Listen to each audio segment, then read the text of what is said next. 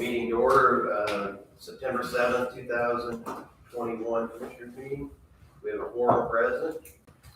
We will begin with the pledge of allegiance.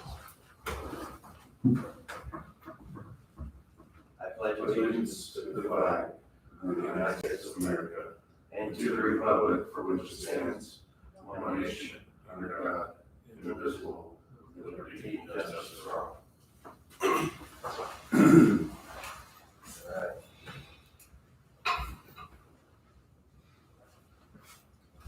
Did anyone have any changes, modifications to the payroll or the minutes or the claims?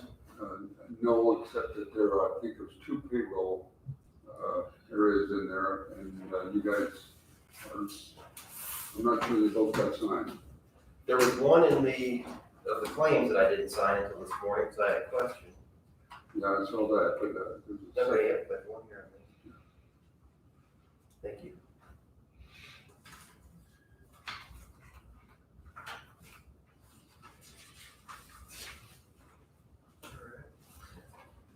I'll move that we approve the payroll as presented.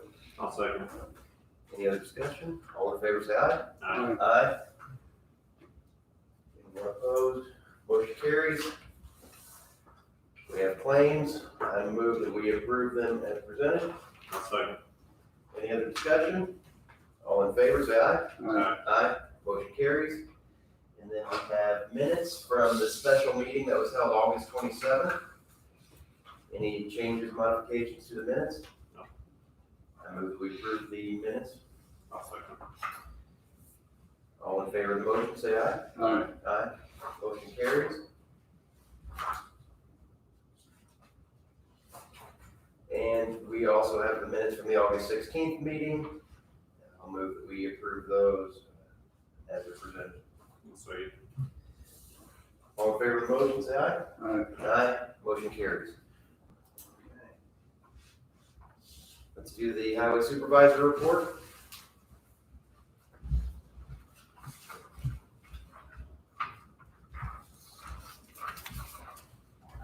Good.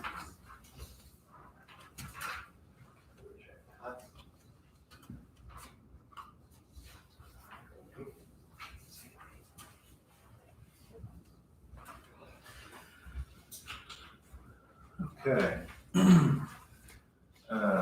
Road grader training that we put on was a really good success. The trainer that we had was thorough. He was able to teach all aspects about the versatility of the machine. A lot of our staff, including some of the neighboring county people that were there, got a lot of it as well. So that went well. Second round of Aspen application is going on today. We did surface treatments on Club Road from State Road 64 south to the Ferdinand town limits, 825 south from Club Road to 162, Airport Road from 900 south near the terminal office over to 231, and then Holland Southwest from 720 west to 1000 south. It was all completed last week. Today we're on Santine Road, and we're going from St. Anthony Road north on up to State Road 164. That'll all be taken care of today, and then that'll be the last of our surface treatments for the year. So we had flaggers at each intersection. We had pace trucks in between to move traffic through, so everything was still open. It was just one lane traffic, and we were able to move people through safely, and worked out real well. So got a lot of good comments on the road as well, so looking good. County Road 720 East improvement status. We're finishing the subgrade preparation as we speak, prior to the chip and seal paving, which should happen here really soon. Chip seal work will resume this week, barring any problems with the seal coat. We're going to begin chip seal work on 260 South, which was a patch that was left over, 175 East, And I think we can get both of those in one day, and then we're gonna start on County Road 720 East when we're done with the base work. So, hopefully if everything works out right, we should be there by Friday. Okay. Sanitation site lease extensions, the Hayesville and Du Bois sites are set to expire soon. And, we have some signed agreements from the owners of those properties, both at Hayesville and in Du Bois, for your signatures. They're set at $400 a year. The Du Bois site was $200 a year. We moved that up to $400. So make it a little more equitable and certainly worth the money we're paying for it. So. And you have it in your budget to pay the extra? Yes. I'll pass them on so you can look at that one. I believe they're both quite similar. It sounds to me like we should sign them before they change their mind. They sound like a good deal to us. Again, they're good locations that people know. And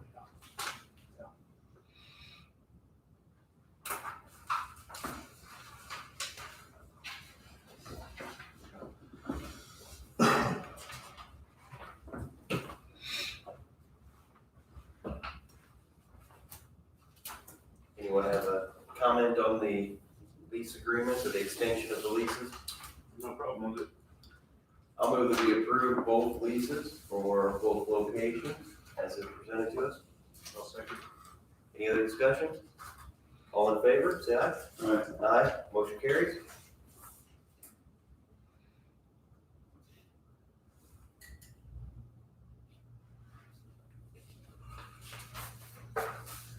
And the last item we've got, I called in an applicant who we interviewed during our last hiring process to discuss the open sanitation position. During our original interviews that we conducted over our last hiring, there was somebody that I felt would really be an asset, especially for this position. He's a motivated self-starter, and I believe he has organizational skills to do this particular job because you have to kind of watch and pay attention to how the materials are coming in, where we're going to go with the cardboards and the plastics, because that sometimes changes as well. So this guy is really sharp. He just didn't fit with the two other openings that we had when we made the other hires, but he'll be really good at this one. Gave him a couple days to think about it. He contacted me Friday and he said he's definitely interested. So we're going to work him into the pre-employment screen and all that through this week. When we find out, I'll bring that information to you on the 20th. His first day will be September 27th on Monday. So, but I'll bring that into you for the September 20th meeting. All right. During the storms, you have guys doing work on Santine Road and Jeff Du Bois Road in that area, cleaning things off of the road until it was, started getting dark. I had a person from the public say, wow, they did a great job, and it was, they were up there late and putting in overtime and did a good job getting it done. So he said it was the highway people, but I thought I'd ask before I complimented you. And so it was, if you want to give all those guys an attaboy, people noticed and were happy that with the work that was done. So that was good to hear. We'll let them do that. Attaboy did always do it. Let them know every time we get one, so. Yeah. It's another one of those things that people probably don't realize that it's 5 o'clock. That doesn't mean everybody goes home. Yeah. There's still work to be done sometimes. I think we I don't know if I want to say dodged a bullet, but, considering how much rain fell in a short period of time up in the northeast part of the county, we didn't have the major structural damage that I thought we might have incurred in talking to Steve anyway, and we're fortunate for that, but I'm sure there was a lot of mess out there that needed to be cleaned up. So.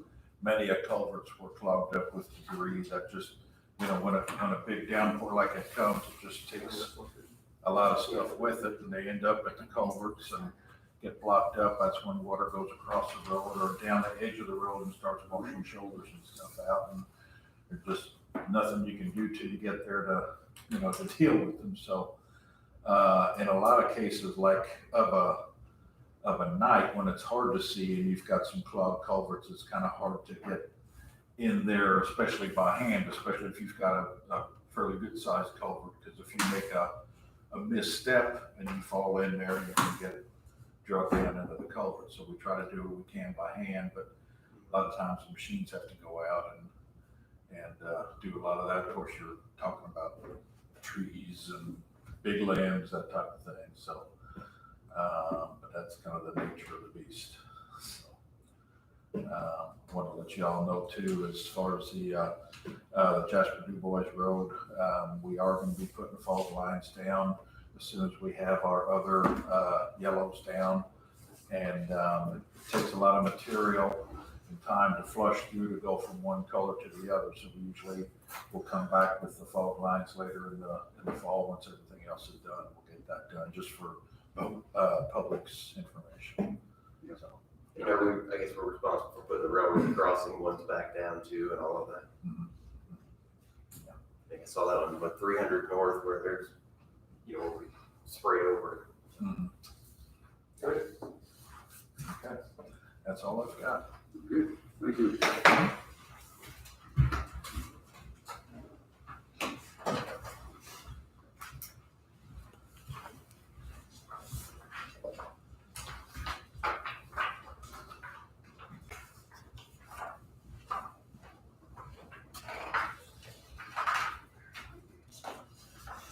Hey, Brad.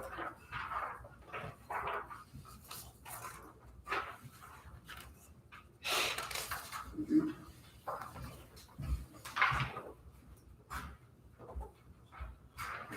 Okay, first thing on the list, change order for Ellsworth Road.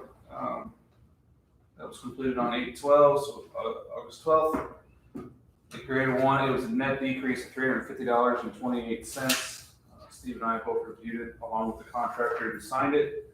We just need your formal approval and signature as well.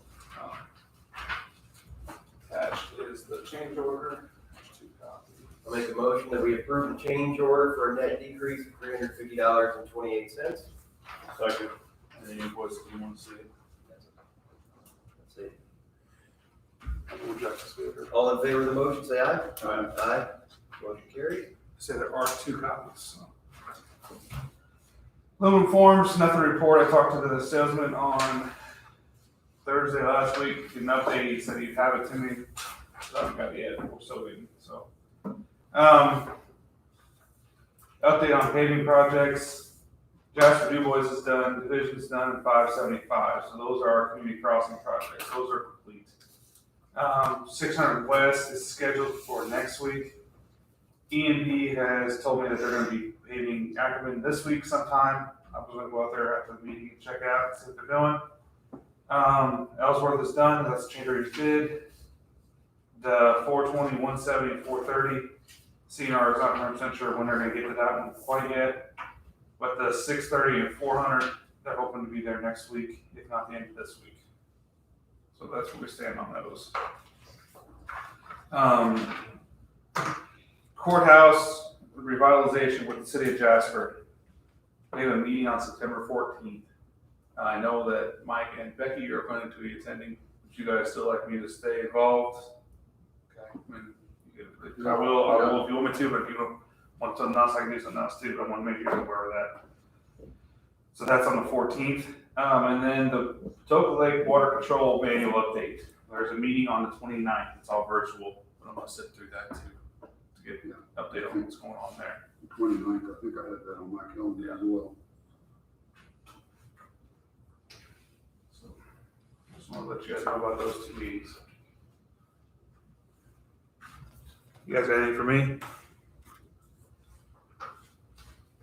Yeah, if you don't mind, tell the other guys about the railroad crossing that I asked you about the railroad crossing at Huntingburg by Duff over there, and it sounds like waiting on a contract. we're waiting for Norfolk Southern and NDOT to get a contract together and everything. It's out of our hands. It's just waiting on them, so. Just one of those things that pops in my head every once in a while, and Yeah. I asked, and not much we can do about it. Unfortunately, not. Kind of feels like a coal mine. Not much you can do. We're on about it. their time. I think Sandy still needs to sign. You're fine. Anything else for Brett? Thank you.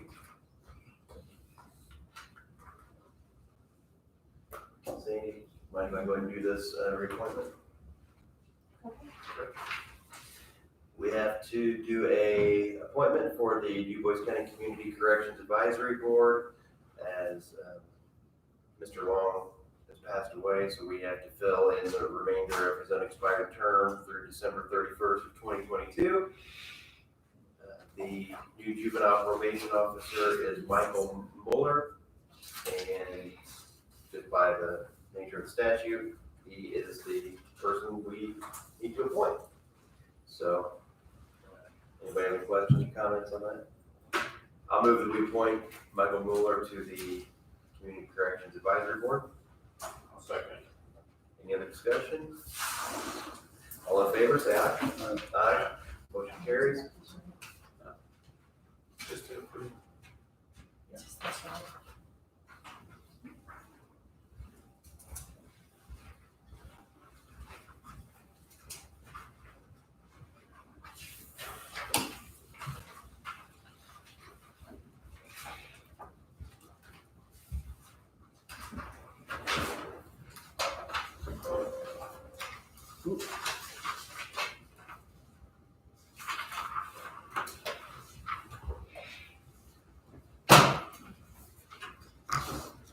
So it looks like we have about 10 minutes until the next agenda item.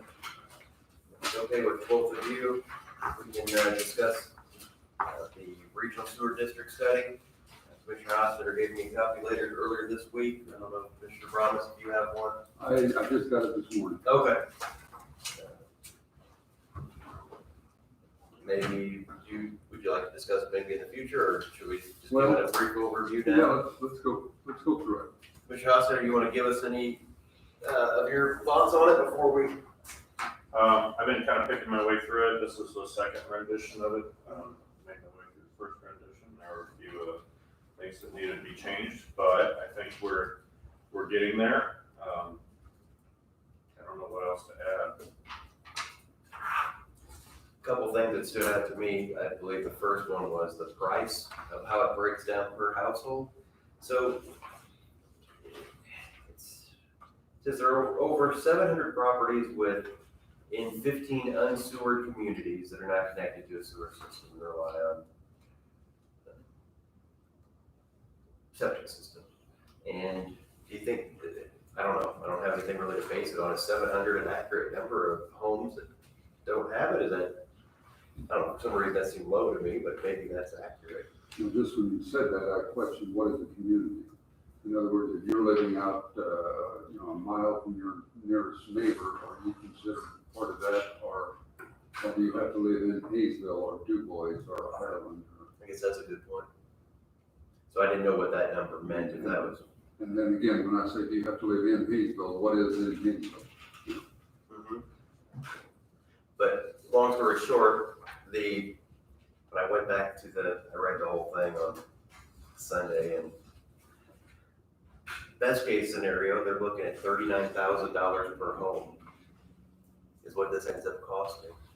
Be careful saying that number, because that number doesn't necessarily get paid per homeowner. So I don't want. Oh, absolutely not, no. Right, so I don't want the public to be all scared that, oh my gosh, I'm gonna be required to spend this money, because that's not the case whatsoever. No, to the homeowner would be, that's a whole different. Right. I'm looking big picture of, there's a lot, the homeowner won't pay for the pumping station, won't pay for all the infrastructure, but this is, if you divide it by the home. Or worst case scenario is over $200,000 a home, if you break it up that way. I was thinking, wow, you could buy a lot of nice septic systems for that kind of money. But I guess at some point, you need to make a big investment. You can't buy a septic system that's gonna sit on a quarter-acre lot, you know, or go into soil that's not able to take it. So there's a lot of different variables other than just, you know, whether or not you could put in a septic system. And we're not after the people that can, you know, we're not looking to sewer district, or we're not looking to form a sewer district to treat sewage where people can take care of it themselves with a septic system, so. And it would be great if somebody, I always think of Portersville, the whole town has been platted, you know, for 150 years, and there's, the person could put a subdivision up there if they wanted, and if they had sewer, it'd be a lot more likely they would do it. It's a beautiful part of the county, and it's convenient to Davies County. If you worked up that way or towards Crane, maybe, and sewer would make an economic impact, possibly, to these areas. I guess my other question was, after reading it, what would DuBois County as a unit, what would their ongoing responsibility be? Let's say we just had unlimited money, we put it in one or all of the locations. What is DuBois County on the hook for long-term? Or how does that, I don't understand, I guess, how that works. Are we on the hook for anything, or is the regional sewer district just help facilitate building the infrastructure, and then it goes to whichever wastewater facility, whichever unit would normally charge for that it goes to them, or? I think ultimately it'd be on the sewer district and not the county. I think depending on how the board makeup is made, we may be responsible for making a few appointments to the board, and things like that, but the sewer district itself would, I guess, to a certain extent, stand on its own 2 feet, and just facilitate the transfer of waste from these communities into Jasper, for example, to be treated. At that point, ratepayers would pay the sewer district, which would pay Jasper, and, you know, the county shouldn't be on the hook for it. So the district would have a relationship with the wastewater I facility. mean, I think similar to kind of how Ireland works, right? We helped them form their conservancy district. I think the county gave them a loan, but now they're their own entity. I think it's a fair description. I'm just trying to think how that relates to Patoka Sewer, for example, and the same thing there, the county provided them with a loan, but they are they're funded by the ratepayers. Right. And it has to show, not a profit, but it has to, It's not really expensive. you know,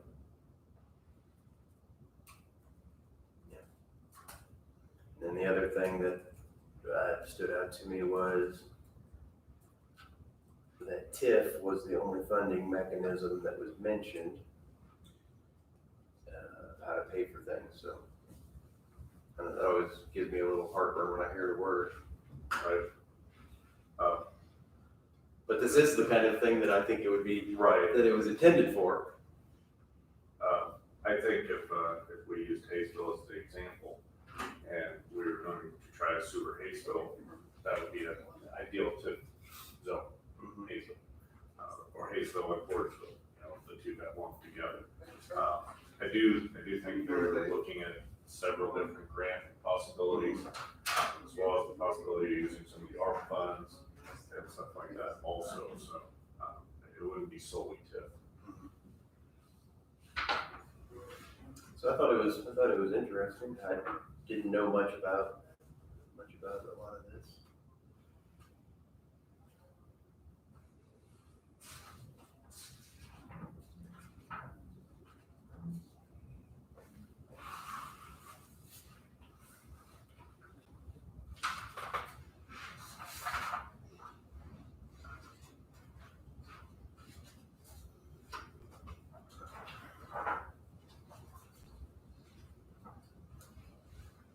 And so this just being a draft, what is the next step in the process? I guess the next step would be to get the finalization on the study. And at that point, we would form the district, or at least that would be the next step, from my understanding. So at this point, you and the members, the people that were at the meeting, go through it, they find any errors, corrections, changes they want to make, and then you finalize it.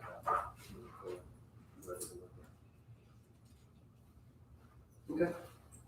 And our last meeting had representatives from all the districts in Du Bois County, and we all looked over it, found any issues or anything that was kind of maybe not the way, got lost in translation, so to speak. Mm-hmm. And showed it back to the board and fix those things, and hopefully get the final draft. Okay, we can move on to reassessment contract.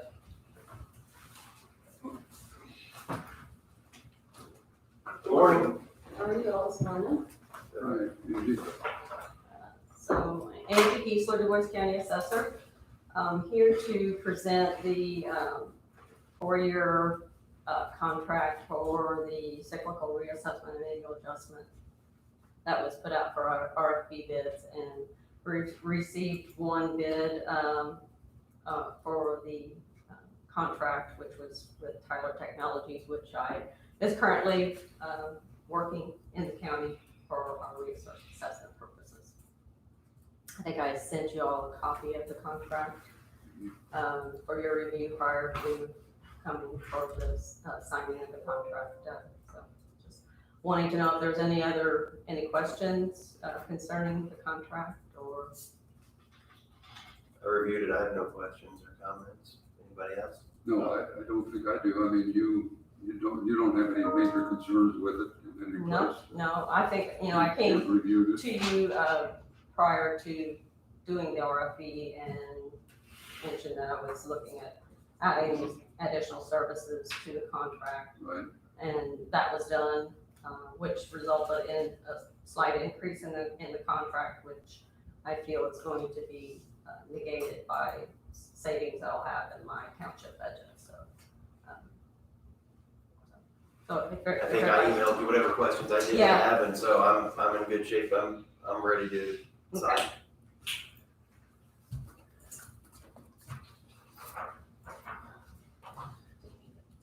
Does anybody have any other problems? I'll move that we approve the contract for assessing. A second. Any other comments? All in favor, say aye. Aye. Aye. Anyone opposed? Motion carries. Does the color matter?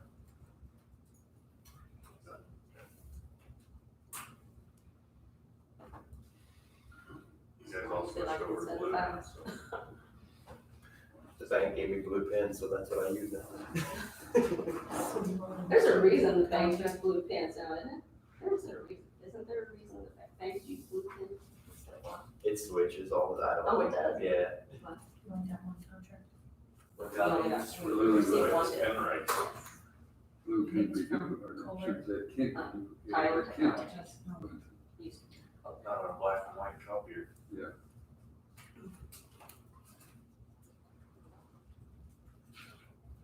I don't know if y'all have ever met, but I do have Troy Bryman here from Tyler Technologies that came here for the signing of the bid. So. Thanks for coming this morning. I appreciate it. Thank you. We've had a good, long relationship here in the county. It's going on 28 years. And, 28? 28 years.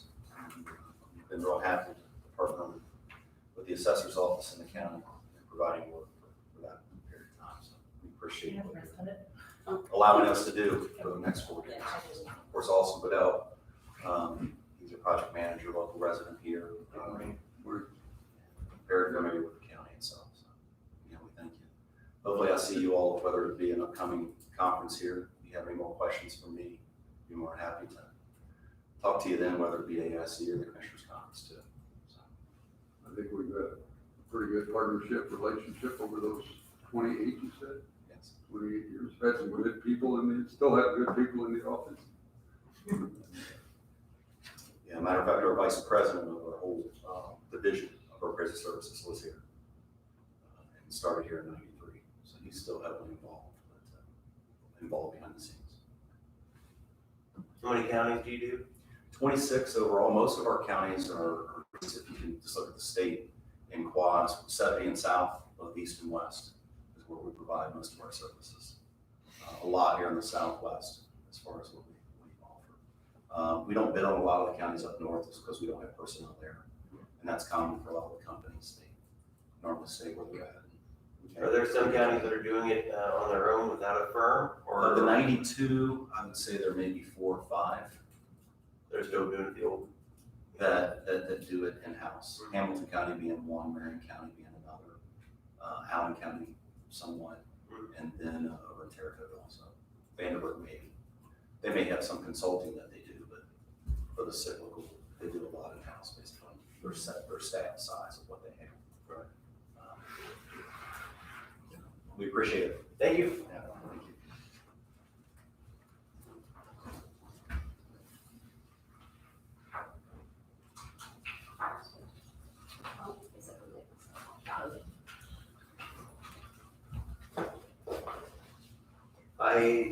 Indiana Association of County Commissioners opens today for registration. I didn't know what the plan was for everybody, so I know you'll be there, Commissioner Bromley. To be there. We have a meeting this Thursday. We're really looking at next year and whether we're gonna have the same site next year.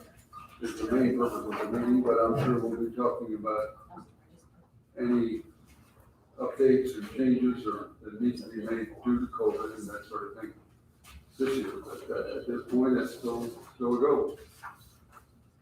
What would it take to cancel it? Yeah, it's. I guess what I'm getting at is, it's probably is, with a lot of the state being in red and orange over the last couple, at least weeks. I didn't know if there was a guideline that they said, we're not gonna do it if it's. It's probably driven more by, in this case, Marion County and what their guidelines are and whether or not we can operate under those guidelines. So I don't know, at this point, as of the last meeting, we didn't have that discussion as to, we assume it's going forward. I think, I don't think there's any appetite on the board to go beyond whatever Marion County requires.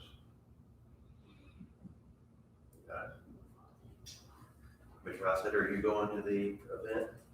I have not signed up yet. I need to double check my schedule, make sure I don't have enough employees to allow me to be out of town for a weekend, so. And I guess my thinking on it is, would my time be better spent taking a day or two off and working here within the county on projects, or going there? So I'm still trying to consider it too. So I just want to bring it up that that's available, and hotel rooms were more reasonable than they had been in the past. It seems like they were $125, I believe. For some reason, I thought they were a little higher than that in the past. Yeah, I don't remember what they were in the past. Of course, you always, by the time you don't pay the tax, but I mean, by the time you get to the bottom line, sometimes it changes.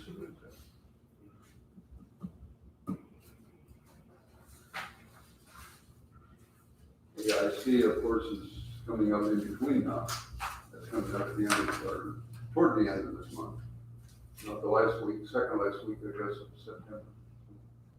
Gosh, that's pretty quick, isn't it? Not next week, but the following.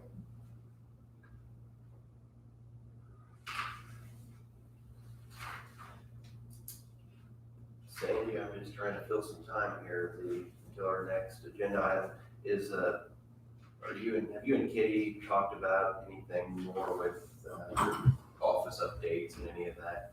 We talked about that in July. Not yet. Do you have any items for the board today?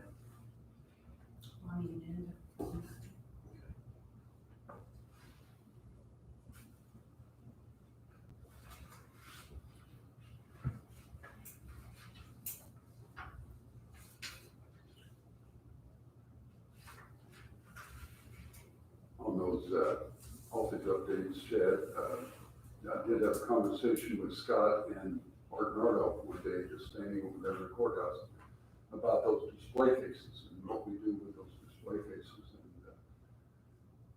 And just kind of consensus between the three of us was that maybe we could do without one of them, consolidate a little bit, move some of the things to the museum.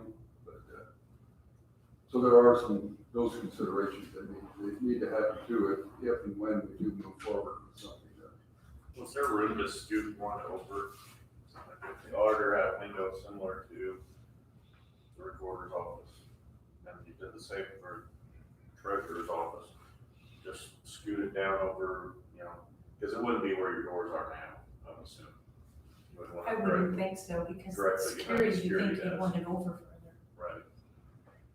So I wondered if you could just scoot it down, have enough room to make it work. Those cabinets seem huge in my mind, I don't know. They're huge. Do you think were they built on site in the building, or will they be able to be taken out? if need I be? don't know. In my mind, it seems like they had to have been built there, but maybe they weren't. So, I don't know what to do for the next 7 minutes until our next item. It's too bad our attorney's not here, I'm sure he can fill this out. I guess we could talk about the jail project. That I know I've listened to the council meeting from last Monday, and I know they had the board president gave an update. So we had a update meeting last Wednesday again. There's always seems like there's some kind of an issue, something to talk about with a project this big. There's always something going on, but I would say overall things are moving forward. The foundation work is getting done. We're working on technology, we're working on EMA, we're working on 911. Every component of it's getting worked on. With that rain that happened last week, there was a drainage issue. I thought they were gonna say that it was a drainage issue. Remember where we had the problem where it kind of goes up around the corner when you're heading up towards the theater, but it wasn't there. It was on the side of the hill behind Huck's, where there was some water shooting out of the side of the hill, where there wasn't a pipe, but it's just the nature of the composition of the land. I think there's a lot of hard soil and rock, and then they put some sod over it. So anyway, there's been some drainage things that are getting taken care of, and that'll have to be reimagined and re-engineered. I did have somebody reach out to me about the drainage. He had asked that to make sure when they mow the yard, it keeps grass out of the drains, and I think to a certain extent they do that. But I guess there was some that came down the hill too. Mhm. So it sounds like they're working on it. Mhm. Well, it was last Monday was an unusual amount of rain in a Right. small amount of time, and things that I don't remember ever having happened, and yeah, so that's what we're doing. We're working on it. I think they said it came so hard and fast and went over the silk fence. Yeah, and so we have had one of our contractors paid a penalty to the city because of some silt that ran out into the road. So that's been addressed. And we need to do so. So, I mean, yeah, we've got I don't know what they're called, the ones that are like a sheet Yeah. that are holding it, and then they have the ones that are more like snakes that are things to hold things back. So every effort's being made to do that because we don't want to cause any issues for anyone, especially a neighbor. You don't want something going on your project hurting them. I didn't attend the last two, I guess, sessions. Since they moved them to the jail, I assume there's a lot more room there and a lot more space. So I put it on my calendar for the next time, maybe I'll be there. But I do appreciate getting the updates from Sharman. And I agree, it sounded like everything was moving along the way it was supposed to. You always have the little hiccups, but Shoot out the side of the hill, so yeah, that's being addressed. But other than the flooring issue, there are no big change orders or change considerations in front of us, are there? There were some changes, they were frustrating to me, so I had meetings with Shireman, with the council president, and then I had a meeting with RQAW on the phone, a Zoom meeting, then one with after our meeting last Wednesday, then I had one with people because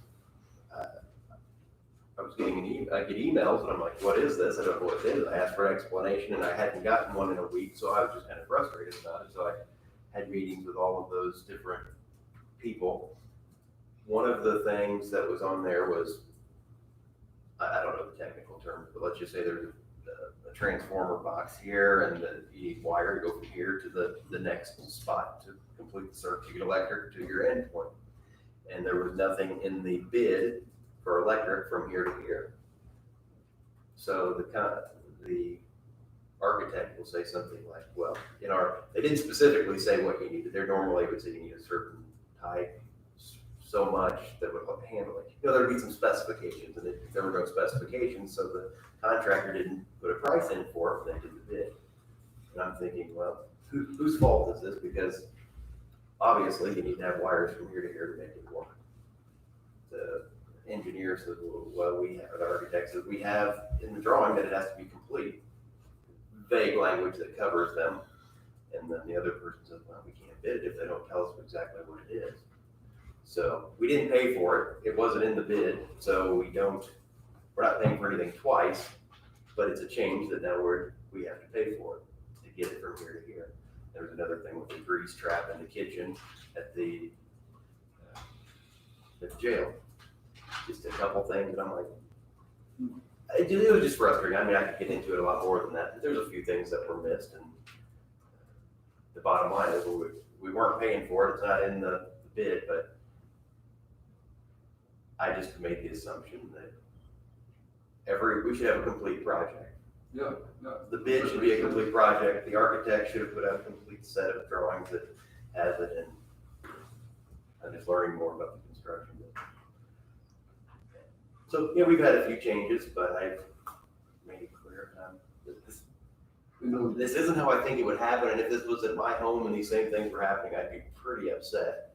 And so I'm trying to look out for the dollars as much as I can, but we do need those things.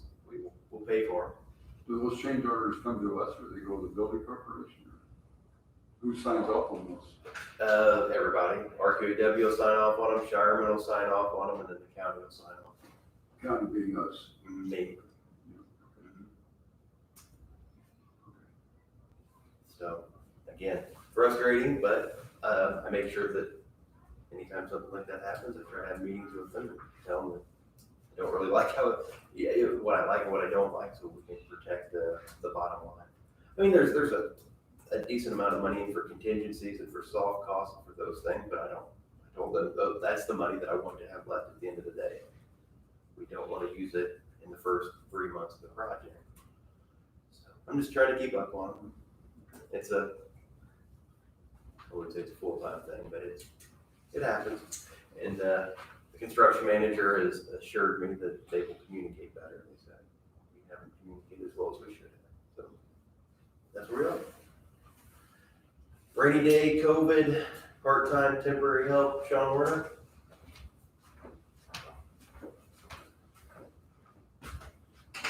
Morning. Morning. So real quick today, I'm just asking for one more year of funding in the rainy day fund because we're still doing COVID vaccines with the talk of booster shots. We're still gonna need help this coming year. I did go to the council on the past Monday. Past year was 5 days a week. I asked for 6 and they did grant that funding pending your guys' approval. So I'm just here today asking for one more year of funding in the rainy day fund. And So it's an extension. extension basically of what we had last year. Just And one more day for the COVID clerk and then all the other line items would stay the same. So what was the council? They said that they will, they're good with the funding if we approve continuing with the position. Yes, for one more year or one more additional year, and then we'll see what happens after next year. Are you still having good numbers come through for vaccines? It's picking up, with the number of cases and hospitalizations we're having, it's definitely staying steady. And now we're doing, flu on top of it, so our drive-thru is busy. Since you deal with it day in and day out, do you have any feelings if the vaccine, the people that have been vaccinated fully, are having better outcomes than the people that haven't been? I mean, absolutely. If you look at the hospitals in southern Indiana, pretty well across the nation, the number of people that are going into hospital, they're very high number is unvaccinated. You're probably talking, from Memorial Hospital, I think they had one out of, was it 23 or 24? That was Something like that, the numbers that I saw. Yeah, The first one they out put of out, whatever the one out of number was. 17 was their first one, and I think they might have updated it last week. So it's by far and large, the people that are being hospitalized are unvaccinated. And that's hospitalizations, it's not necessarily infection. but- Yeah, we're still seeing people that are vaccinated get the virus, but they're tending to do better, with it as far as severe illness. And that's what they said all along, it's gonna protect you from severe illness is what we are hoping. Got it. And I assume you will plan on doing a lot of booster shots whenever that becomes available and. If and when, If and they when. said September 20th at the earliest, but now I'm kind of hearing some discussion at the federal level that if it's necessary this early, so they're still in discussion, so. Yeah, and that's Pfizer only at this point, isn't it? No, it would be both Moderna and Pfizer. Okay, The mRNA ones, they have not said anything about Johnson & Johnson yet. I thought I read somewhere just yesterday that Moderna wasn't approved yet, but, That's FDA approved. okay. I think that's maybe what you're talking about. And if we don't need to use this funding, then we won't, but it's just that if we need it, and more than likely we will. So that's kind of where I'm at today. Just a question, and this may be more for Sandy, but when he requests this from the rainy day fund, and I know what that, we're still talking about CARES Act money there, aren't we? No. No? We used the rainy day fund and then replaced it when we got CARES money. This is totally our rainy day money.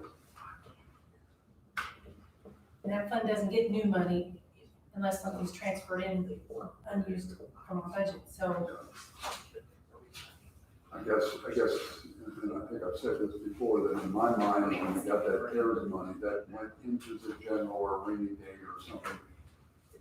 So it is now rainy day, and it's county general or it's county rainy day fund. But I'm just wondering, The CARES money replaced expenses we did in the review, so it made rainy day whole again. yes, But now it's totally just rainy days. But from what you're thinking, it's a net gain for the county still. yes, We had more CARES money than we had expenses. yes. He's asking for some money, so it's a Still, net. It's still in that, we're still ahead of that. The general fund gained some for our public safety officers, the health fund gained some for their health personnel. And then I would question, if that weren't the case, wouldn't ARPA funds fund some of this? It would. So do we need, or are we, or should we be keeping some kind of track of those types of things that we can use ARPA funds for?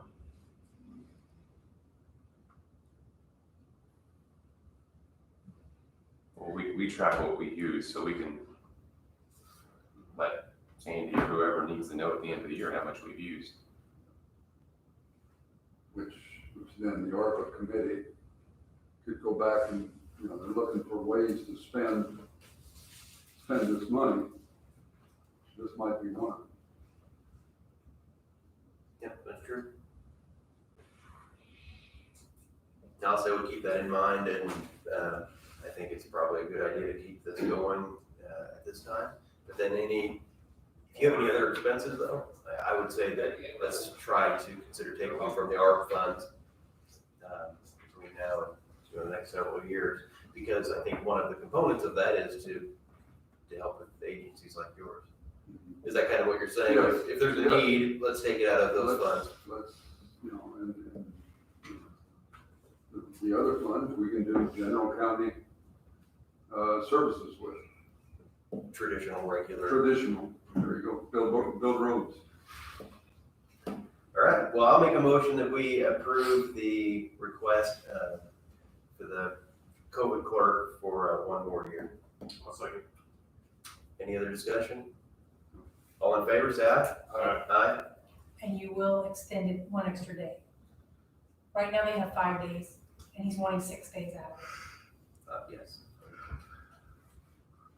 I'll amend the motion just to make it clear that it's, that we are meeting the full request of taking it from 5 days to 6 days for the code clerk. And, so I'll start my motion again with that, and I'll ask for a second. I'll second.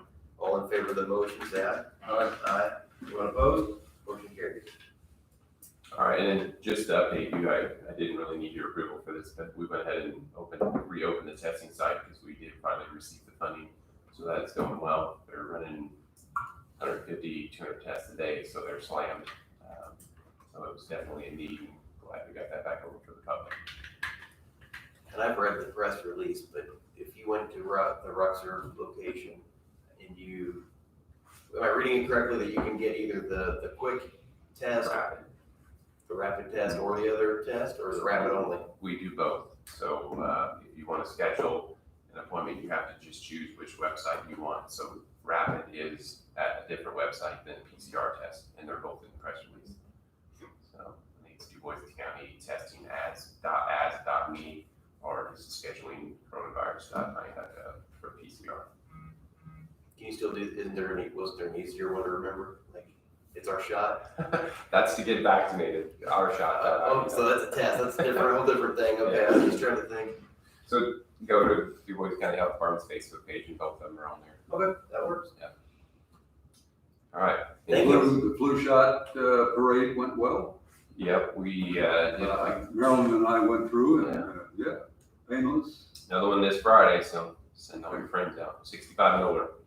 And then we do have available, regular dose flu if somebody wants it as well now. And then we'll probably be doing regular flu, drive-through clinics here shortly. Okay. So we want to try to get the 65 and older taken care of first, and since they're the most vulnerable. So. Most important, no, well. I gotta watch what I say. I can say the most important.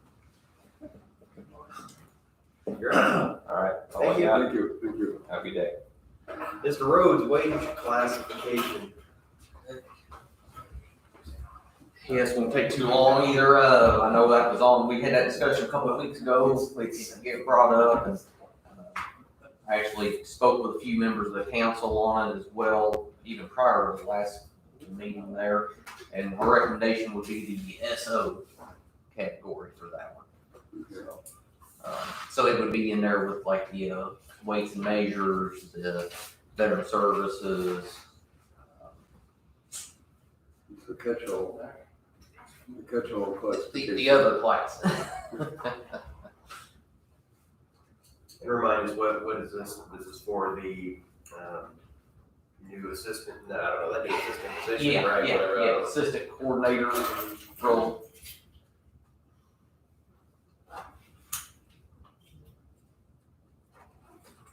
No problem for me. Anybody else? No. That's your recommendation. That's good. Just for the record, we'll put it in the form of a motion that we make the assistant coordinator for the ambulance service, that position in the SO category. I'll second. All in favor, say aye. Aye. Aye. Anyone opposed? Motion carries.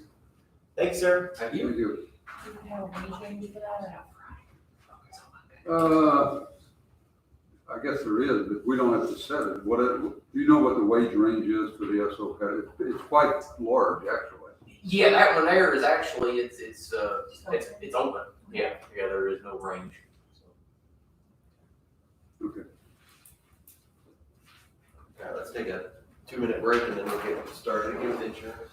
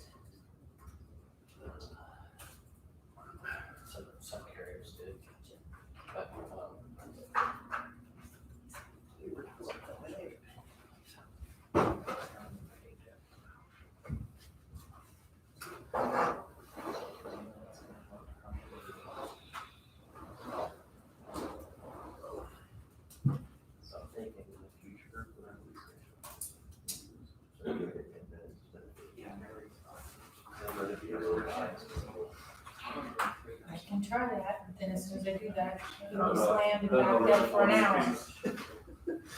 Hey, I don't mind driving. That's the hardest part of it. As And long really- as long as the long-winded commissioners can keep their comments to a minimum. Yeah. It should be fine. It's tough. It could be 80% of the time it would be me, 20% Elmer. Well, like I said, Sure. and You can that's find what it it about says subject to change. 2% of Change the it. time. I mean, you can change it. Well, I don't feel good about that, just somebody came in. Let's say it on there. And it's subject to change. Yeah, so I'd say we try that and shorten it up a little bit. Okay, let's grab into it here. It's about 9 o'clock. We'll do the calendar insurance.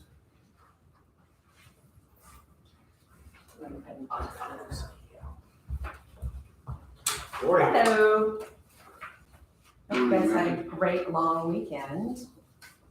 Mark is going to hand out, do you want to just give them all, or that's fine? We're gonna talk about, renewals today. Renewals on dental, on vision, and then an update on your prescription plan. And then Mark will talk about your stop loss coverage and the COBRA rates.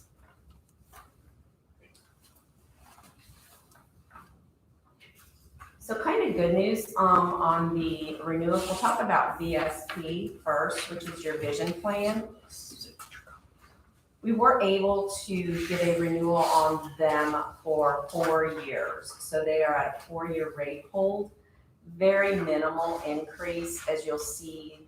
For the single, it's a 7 cents increase. For the employee and spouse, it's 12 cents, and for family, it's a 20-cent increase.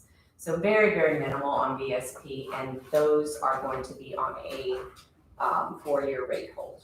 So that was a good thing. And I believe Marky has given you all of these contracts to sign. Do you want to do them separately, or do you want me to kind of put them all together?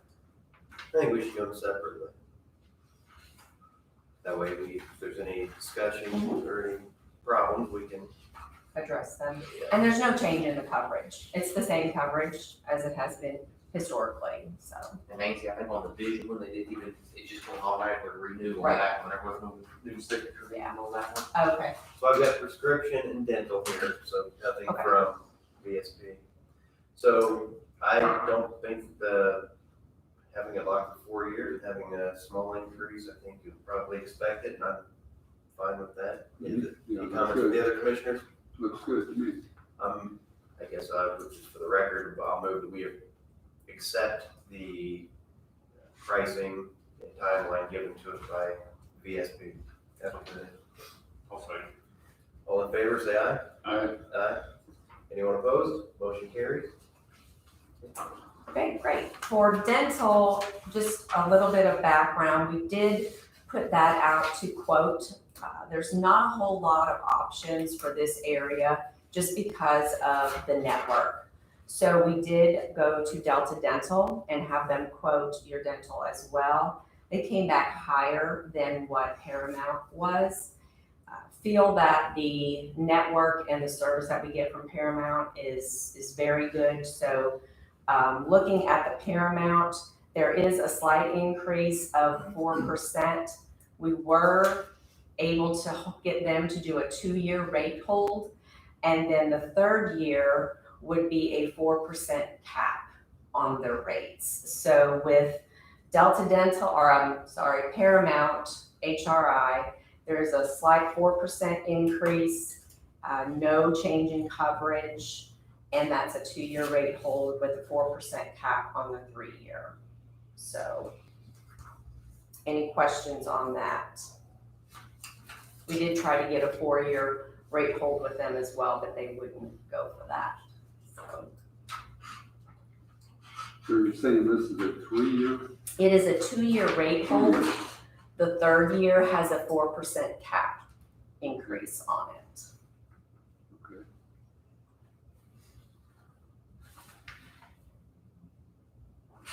No change in coverage. discussion again, our employees pay 100% of both of those, correct? So it's not a budget impact for the county. Okay.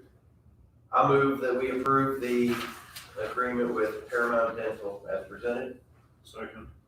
Any other discussion, or do you need more time? Nope. All in favor, say aye. Aye. Aye. Anyone opposed? Motion carries. The last one I want to talk about is from TrueScripts, your pharmacy provider. And the only thing that we're changing in that, your plan document with them is the Affordable Care Act mandates. And that is on prescriptions for preventive care.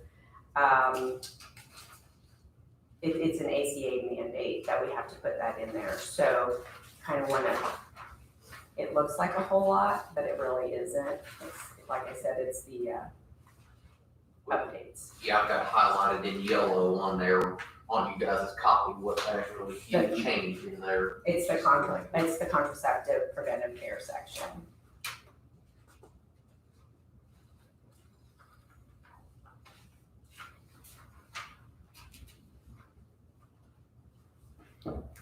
Looked over to see if we needed any further changes to maximize flexibility or maximize savings, but when we talk with TrueScripts, we feel like right now your plan is in really good shape. With the tobacco cessation, it says there's a 90-day supply 2 times a year. And so with that stuff, none of that's, isn't most of that non-prescription? No, I mean, when I quit smoking 15 years ago, we did it. it was over the counter. Yeah, no, they now, probably the drug of choice is Chantix, which is, it is prescription only and it runs in probably 15 to 1800 for a 90-day supply. $1,800 for Cheaper than smoking. 3. In the long run. So Thank you, but here yes. it's saying patches, gum, lozenges, and then Chantix, or whatever that. Yeah. So if a person wanted patches, they could go in and get it prescribed, or they could have it They prescribed to can. They them, can. Yeah. or you buy it off the shelf. Yeah, So it'd be cheaper for them to have it prescribed. have it prescribed. And I'm just checking. in the long run, it's cheaper for you as well. Sure. Yeah, just, There are other examples of drugs like that. Nose spray, for example. You can buy it off the shelf, or you can get a prescription for it. And heartburn too. Like a Prilosec, you can get that through a prescription as well, or off the shelf. So.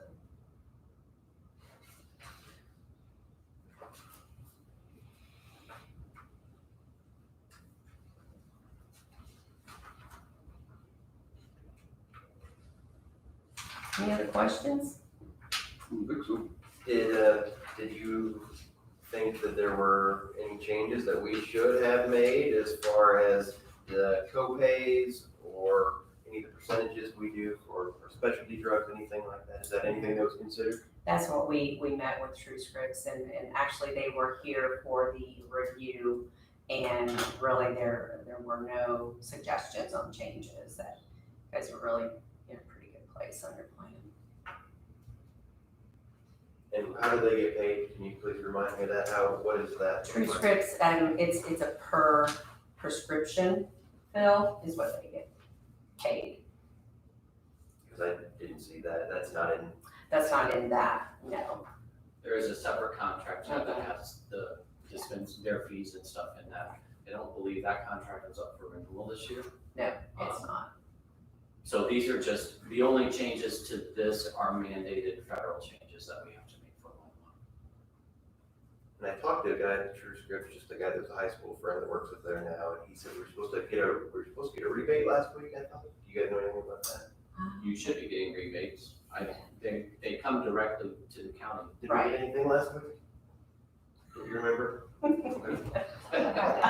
didn't know if you opened all the mail. and- No, they don't open my mail. Yeah, I think they come pretty regularly. They come once a quarter. I know we get them. Yeah, I know they recently made that change last year where we got additional, You got more rebates. right, and I know Kelly's when we had a meeting with Kelly, she said that they were processing those at that time, so if we haven't got them, we will be. Any questions for the prescription program? No. I move that we, sign the agreement for the prescription program. Second. Any other discussion? All in favor, say aye. Aye. Anyone opposed? Motion carries. Here's the 2 signed copies.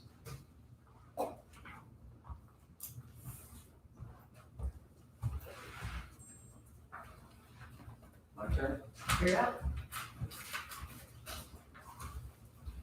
Well, now that we're done with the easy stuff, we can talk about our medical plan renewal. So I have a couple of things that I need some signatures on as well. And I'll tie this all together. First of all, you have a transplant policy that covers transplants outside of your medical plan. It's a fully insured contract. That plan is due to renew at no cost increase this year. So I just need a signature for the renewal. And it does state at the bottom of that renewal letter that that's a 0% increase on your transplant policy. Those are filed with the state, so all transplant policies in the state of Indiana this year are renewing at no cost increase with Optum. And with the premium rates that are listed here, is that monthly, Yes. annually? It's per month. So you have a single and a family rate.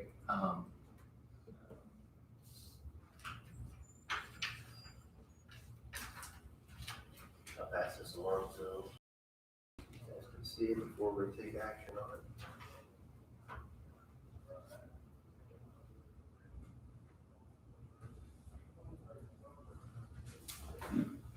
While you're doing that, I'll hand out the health plan renewal sheet.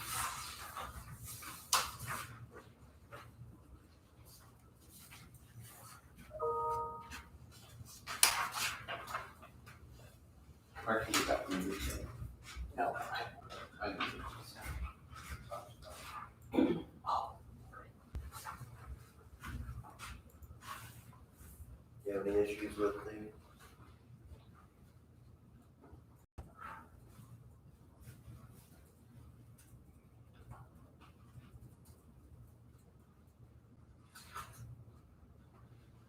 No, the only question I had when you were saying no rate increase, I'm thinking, you know, obviously no rate increase always sounds good. Right. They base rates on experience and that sort of thing. So rates can go up or they can go down. they could. They can go down. I've never seen a transplant policy premium go down, but I wouldn't expect it, but I'm just curious. I mean, it is possible, right? it is possible. I have seen several years where there's rate holds like this year, but I don't think I've ever seen a decrease in a transplant fully insured contract. No, I don't know all that goes in, all the data that goes into that calculation.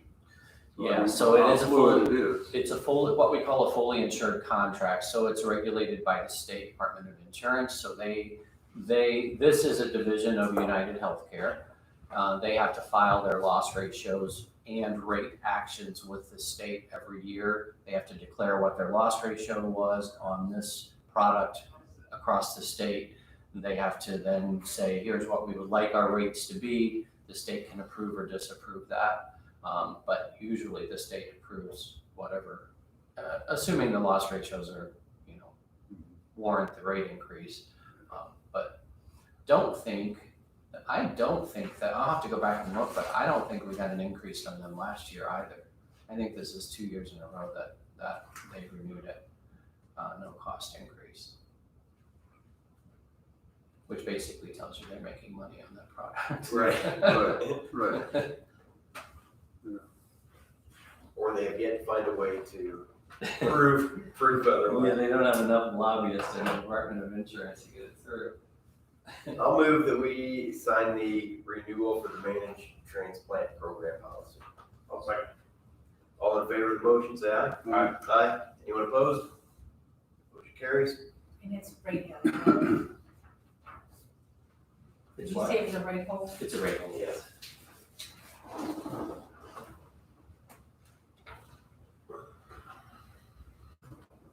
Okay, the next sheet that we're gonna look at is your medical plan renewal. So the columns highlighted in yellow will give you some historical data, since we took over back in November of 2016. And you'll see your annualized increases there. Actually, I think we took over in 17. The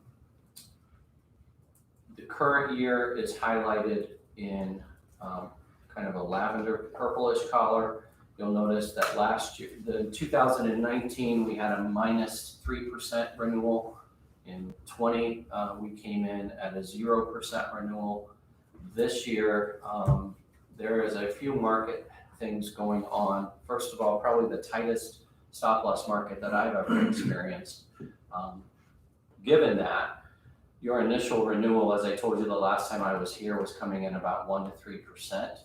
At the end of the day, we came in at 1% with our best offer. So that is highlighted in the peach column there. Berkshire Hathaway, which is part of Berkshire Hathaway Holdings, came in at a 1% increase prior to adding in our large claimant data. So when we add large claimant, what we call lasers, if you remember what that term is, we have 2 people that were lasered this year. Adding that in took you from a 1% increase to a 9% increase. So that is the best offer on the table, but I want to talk through that because you have a couple of different options at 9%. One would be Tokyo Marine in the first column to the right of the current year. The reason I did not choose that one to recommend to you is their fixed costs were coming in at an 18% increase, meaning the premiums that you would pay them for the coverage was an 18% increase over the premiums that we paid this year. This year, if you look at our total monthly insurance premium costs, we're at $631,000. That 18% increase would have equated to $754,000. So almost $120,000 a year increase to Tokyo Marine. However, with Berkshire Hathaway, their fixed costs were coming in at 6% above current. So we're going from $631,000 of premiums to $674,000 of premium. So that's the middle part of your page there where it says medical stop loss premiums on your left-hand side. And that's why Berkshire Hathaway would come in, I believe, as the recommended carrier. Secondly, Why does that matter to us? because those numbers you pay regardless of claims. That's your premium to have coverage. So those are what we call your fixed costs. Whether you have $1 worth of claim or $1 million worth of claim, you're going to pay that number. So the bottom line isn't necessarily a bottom line. The 9% increase, That's funding the max That's liability. max. That's if everything blows up and you guys have a terrible year. The most you're gonna pay next year is 9% more than you paid this year. That is so the middle section there where it says medical stop loss premium, and then you come down right below that last blue box, you'll see total annual fixed cost. There's a line there. That includes your admin costs from Unified Group Services to process and pay your claims, your network access fees, your insurance premiums, all of those are included in that total annual fixed cost. So then anything below that line is a function of claims. So your aggregate liability box that's shown there is a function of claims and projections. You'll notice last year, if you look at the last 2 years, in 2019, our aggregate attachment point or our max claim liability was reduced by 8%. In 2020, it was reduced by another 9%. So our claims actually came down the last 2 years. This year, they're projecting them to go back up anywhere from 12 to 22%, depending on which carrier that you're looking at. So obviously that number is important as we look to funding and how we anticipate setting premium costs, but it is not a real number. Today, you're running right at I want to say you're running at 87% of your attachment point, which is about, that's fine. I mean, we like to see it in that mid-80 range, and you're pretty close to that. Your big hit this year has been your large claimants. We've had several, but 3 that have hit us pretty hard. Now, I just found out that one of those people that is lasered come off of your plan as of August 31st. So that 9% is actually not a 9%. If I backed their numbers out, you'd probably be got around 6.5% to 7% with that person coming off of your plan. So you're really down to a single laser, not 2 people lasered. So how do they determine the laser? Based on conditions and treatment plans. So our case managers that work with your at-risk population provide us reports every month, and those reports will say, this person has this illness, this is their projected treatment plan, because the case managers are talking with their physicians. So then that projected treatment plan kind of indicates to us what the future costs are going to be. And that's how they set the lasers. So when we have $290,000, that means they think that the treatment plan for those people could potentially cost that much money for the next calendar year? Yep. For For the next the next 12 months, not Yeah. calendar year, I guess. Yeah. And if, like you said, one of the people that was on that is now off, Your one That might that, be- yeah, that could be $30,000 or it could be, your one that was coming in at $150,000 is off your plan as of last week. So You just never know what's gonna be added in the future. you don't know what's gonna be added in the future. Which is another, that's part of it, but everybody else would be covered at your $80,000 spec deductible, so. so the 9%, the bottom line 9% change, it could be 8%. Or, depending, you never know what your claim activity. It's gonna be somewhere, so we know for a fact that it's 1%, right? Because if I remove all the lasers, you renewed at 1% increase. So it's somewhere between 1 and, if I remove the one that came off your plan, it's gonna be somewhere between 1 and 6.5% to 7% is gonna be your max liability this year. Does that make sense? I think I'm getting most of it, yeah. Ms. Rhodes, what do you think? You have any comments on the, I would, the Berkshire one, that's the one I would go with.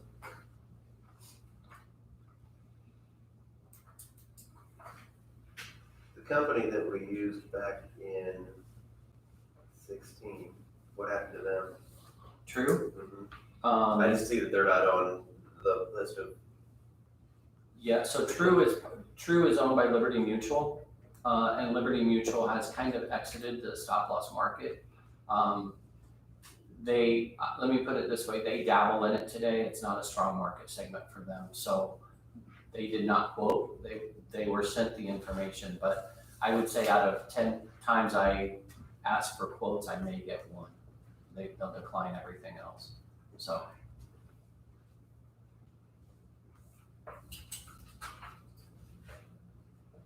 I don't have any other questions. Commissioner Hostetter? No, I don't have any questions either.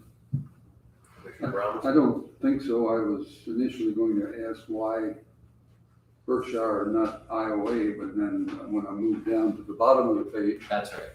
then You I got see the difference down You there. So I think I understand. For a small amount of savings in your fixed cost, you're giving up a lot of possibility on the bottom line. Yeah. That's why I did not recommend. Yeah. I would agree.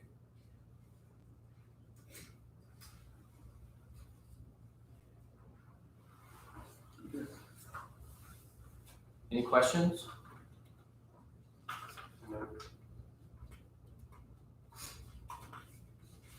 And this will change during the plan year, or will it change calendar year?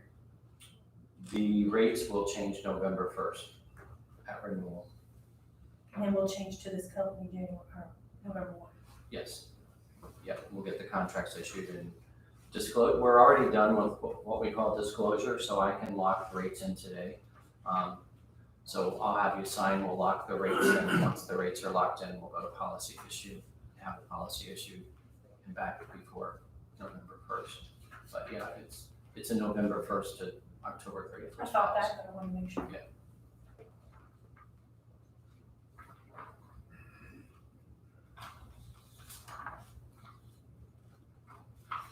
Questions?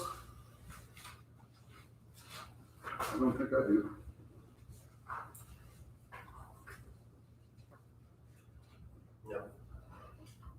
So you have an agreement? At this point, you're just signing the proposal and dating this, and that'll lead to the application for stop loss. That'll require additional signature, which I'll email. Just sign and date right there, there's that one.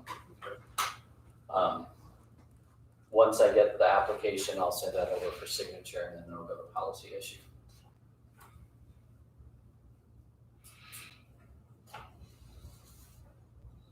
What's the rest if you want to look at those first 2 pages as well? The max contract term on here seems different than on here. My number might be different than the number of enrolled lives, so they've got 207. Well, so where are you looking? This one says 4,407,000. This number includes all of your admin costs from Unified. This is just stop loss. So if we were moved the admin cost and your network access fees up in this box, then it should match what you're seeing down there. Does that make sense? Yep.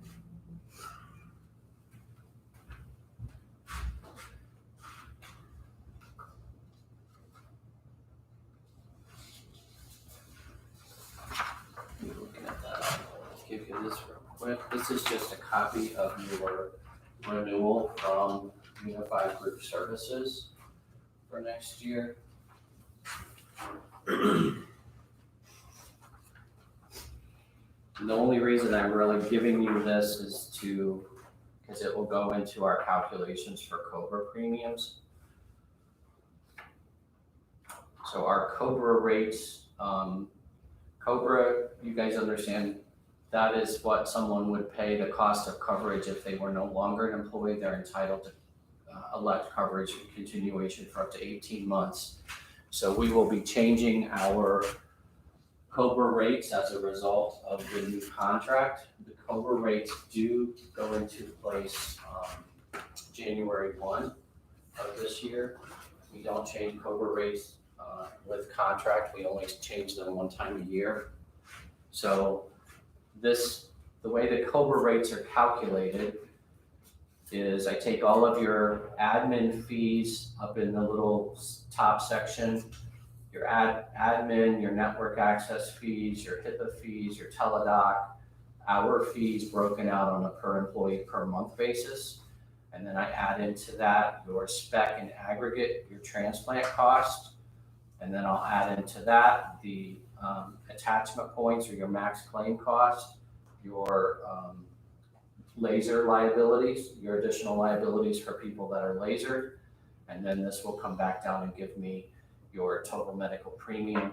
These are what we also call your fully insured equivalent rates. So if you were, this is kind of what you use to report numbers off of, but it is the numbers that will be charged. So employees pay then 102% of the fully insured rates for COBRA.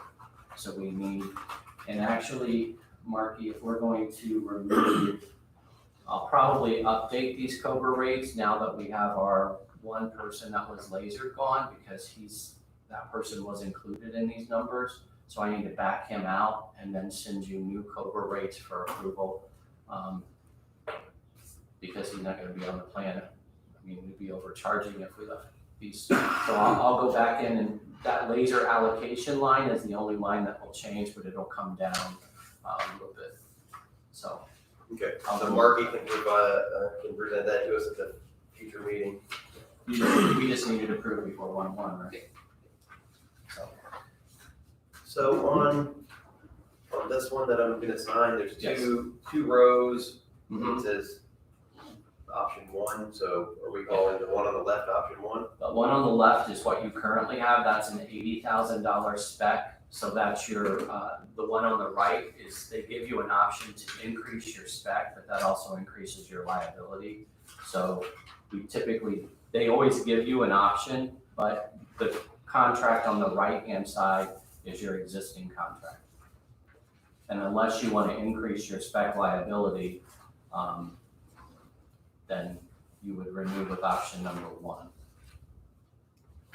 But neither of them are listed as option 1, but you're saying the one on the Yeah, left yeah, is yeah. the one that would get. Who determined how a COBRA rate is formulated? Is that a state standard or is that company-wide? In other words, kind of for us, you are doing it. Right. So I do The it. best way that you know how or that we know how. There's 2 ways to calculate COBRA premiums. One is what we call on max cost, which is what we've always done here for the county, meaning you take your fully insured equivalent rates that I just showed you, and that's your maximum liability, right? And that is, for an employer, the safest way to calculate, because there's no, you're saying this is the most we're going to pay and that's what we're basing our COBRA rates off of. Some carriers or some companies ask us to quote COBRA rates based on expected claims. So then we look back at what you've actually ran and how much you've actually paid over the last 24 months in claims, and we create what we call an expected rate.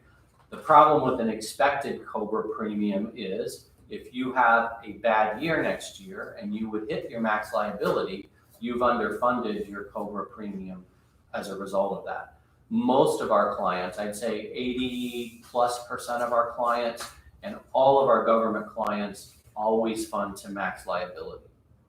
But that's really your call. It's just, as a matter of fact, I think there's something in the statutes maybe that requires government units to fund to max liability. I'm almost positive of that, that there is. But there are 2 ways we could fund it based on expected. We've always done max liability for the county.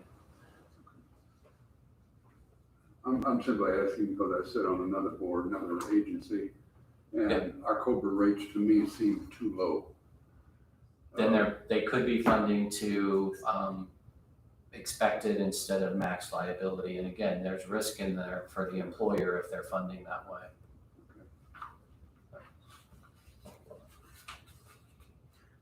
Okay, so we handed over the one with the, Unified Group Services.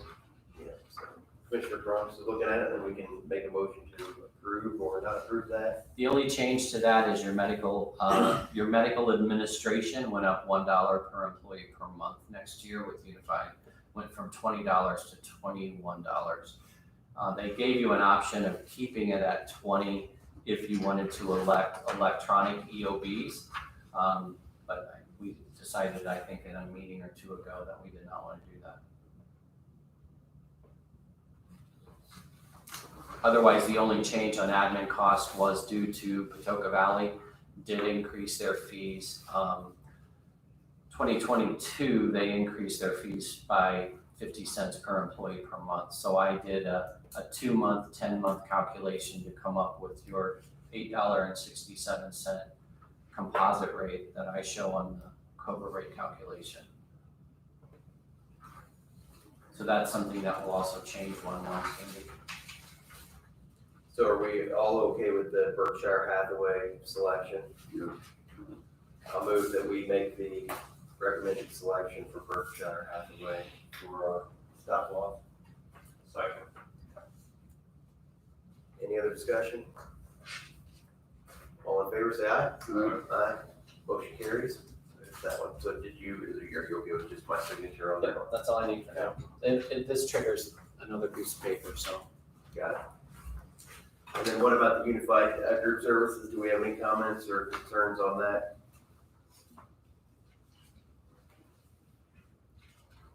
I didn't see you. And then the $6 for stop loss intermediary. That's not on here. If you look next to that box should be checked no. Oh, it's not. But You the don't box have, is there. you don't have that. Yeah. Those are I didn't just think all you of did. the charges. One thing to note is you will be getting new ID cards this year, even though there's no plan design changes. Actually, there are some plan design changes anyway. So, but you will be getting new ID cards this year. There's some new things that require federal law disclosures on your ID cards. So everybody will be getting new ID cards to reflect the new transparency regs that we have to put up on the cards. So I think those are automatically mailed to the homes anyway here, so.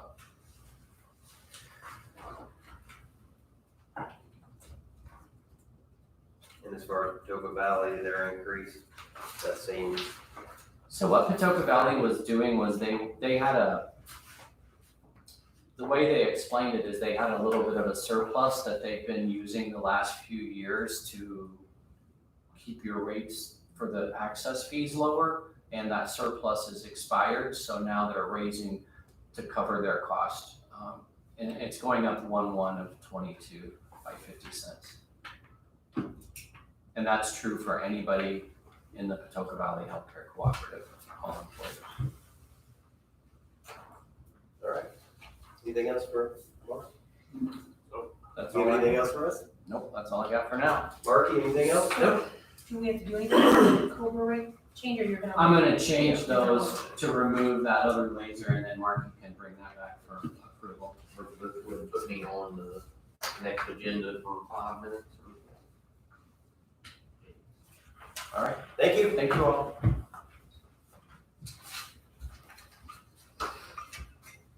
Mr. Wilson?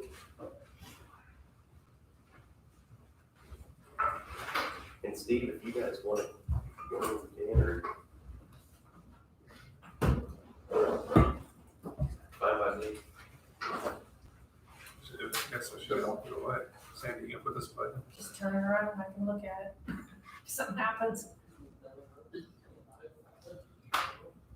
So I sent an email to everyone this morning with some updates to the contract. After Greg reviewed it, there were 17 changes from the initial one, most of which was,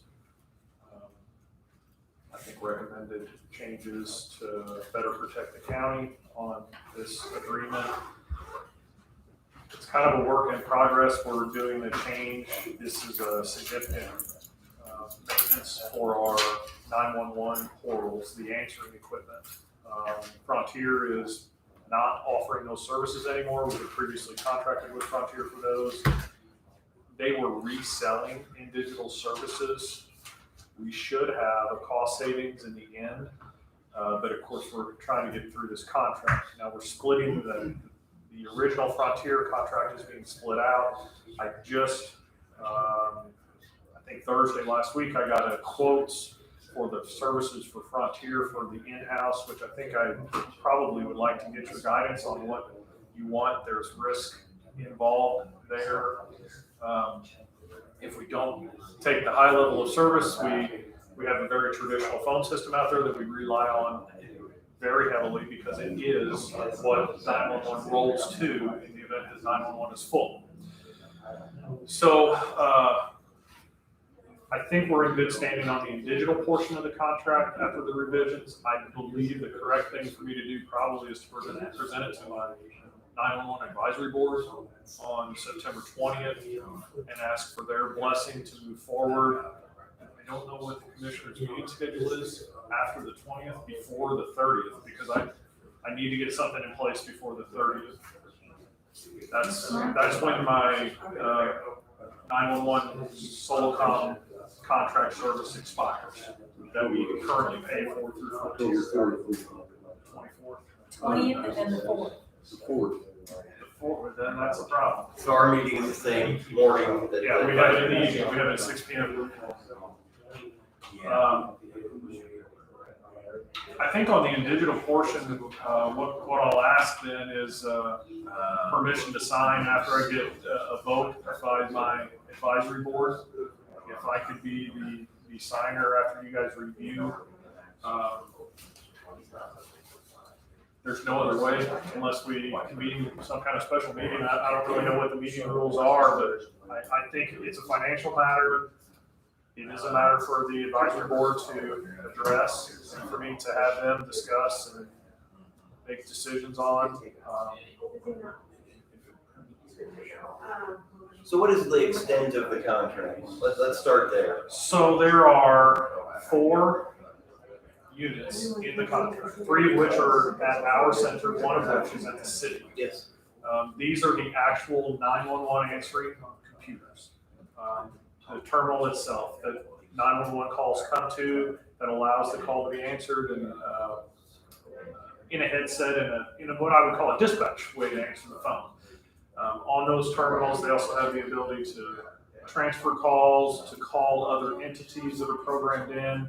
This includes the services for the computer itself, the software that runs on that, which is commonly referred to as Solocom, which is the company, and then services for that software. And InDigital's been they're a good partner for us. When we are well served by them, I'm continually impressed. When we call their help desk, they are on the spot. They are a vendor for many 911 centers. I don't have enough experience to say competing vendors. I would not be interested in any way, shape, or form in trying to get away from their services. The dispatch centers in our area, I believe, are all served by InDigital. I know Pike County is, I know Perry County is, I know Crawford County is. I think it's kind of an industry standard, at least in this part of the state, that this is the services that we have. It's such a critical service. I feel like we almost have to have it. I don't see a way around. We don't have wiggle room on 911. It's just not the way it works. This company allows us to facilitate everything that we do 911 wise. If we have an outage, we can transfer services to the Mevo, the portable 911s. If we have to vacate the building, we can transfer to the fully portable Mevo setup that we have. I mean, that's all done through InDigital, all those services. So it is a lot of money, but we get a lot of services. Well, how much was it? Was it? Oh, I read it. 14, 19,000, something like that. Was that all it was? I mean, not all it was. But, I mean, you know. and so what is? Again, I'm just trying to keep up. So what is it that you want the advisory board to advise you on? So I believe, since this is a new agreement with InDigital, and we previously had contracted with Frontier for the same services, I believe it's appropriate for the advisory board to, because we're kind of splitting that Frontier contract out. So our option would be we could keep with Frontier and really use InDigital because there's Yeah, but so Frontier's ending Solocom support. okay. September 30th. Well, actually, they have already ended, and InDigital has agreed to continue services for the duration of the Frontier contract. So we're in that window right now that Frontier quit selling InDigital services in June of this year. They're honoring our agreement that we've already paid through. The alternative would be to try to find another vendor. I'm not hopeful. I don't even know where I would start. I guess I would start by going to the state 911 board and saying, hey, Who else does it? who else is there other than InDigital? But I'm not.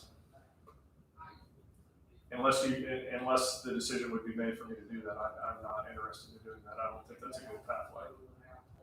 We're well served by InDigital, and I think we need to. That's what I was going to say. With my experience, we've been served fine with For many company, many years. and the change doesn't seem negative in any way. It's a positive to me. We should, because Frontier was making money on reselling those services. Our end result bill should be less. I think, depending on the way it's split out, I think it's going to be thousands less per year. So that's it's not a huge amount of money, but step in the right direction. I'd be in favor of approving the InDigital contract today. If you feel better taking it in front of the advisory board on the 20th as well, I mean, it's a good idea. Just let the board know what you're doing. Short of them having a big problem with it and wanting to come back to us, then I think I would be in favor of just approving the digital contract that you presented this morning by email. Yeah. That's where I would stand. I know we're on a tight. I think I agree. I know we're on a tight deadline, and I hate that it's this way. We had some talks with InDigital initially, and they were slow to quote, and then of course we had the government meeting schedule that we have to conform to. So, Right. Are we looking at that 11,900? Yes. Figure, is that? yeah, it was 11,000. 11,963. Yeah, and our total bill to Frontier last year was 16 and some change. So I think our total bill to Frontier will be less no matter what we choose, so we're gonna have a savings of a couple $1,000s a year, so. And that should be every year, unless something significant changes with the contracts, so. That's all I have as far as that. There's a bunch of, I'll move that we allow, Mr. Wilson to sign the InDigital contract, to move forward with that after consultation with the advisory. I'll second. Any other discussion? Do you need is his signature sufficient? I think he can sign this document, right? yeah, they got it set up to where I can DocuSign it, through InDigital. I didn't know if you needed the commissioner or president of the board or anything like that to be. His belief is that if I have the blessing to be the signer from the commissioners, that would suffice. So we have to approve the contract, but we can give the signatory responsibility to someone else. Okay. I will report back. So you're approving the contract with him being his authorized representative? The signer, basically. I will get on the agenda for the next meeting to, October 1st, or whatever that, yeah, whatever the, 4th. an update. Yeah, it's come back. I need to research the Frontier, the Avaya system support, really. I don't feel, their initial quote was, I don't know, they just throw these numbers. I don't know where these numbers come from. I feel like I need to be a little more diligent. I'll report to my advisory board. I will report back here with what the decision is that we want to move forward with. Worst case scenario there is we have a gap in administrative phone system support that I'm willing to risk. It's not direct 911 service, so if we have a few days where we're not served, worst case scenario is we have a massive equipment failure and we have to just pay out of pocket to make repairs. But if it's just a few days, I think that's a worthwhile risk. It's unlikely to. If you're just going to report something we need on the 20th. Yeah, the advisory board, we'll try to have a direction. I'll have a recommendation that I want to make, and we'll have that approval made, and then hopefully I'll have a contract to present on the next commissioners meeting for the Avaya system services, because it will be different as well. We have a I think we're about the last entity in the county with a very traditional phone service. I think everything else is kind of switching, but that reliability is very important. There are a lot of outages that I don't know that I'm comfortable with the other voice over IP solutions that are in a lot of other county buildings.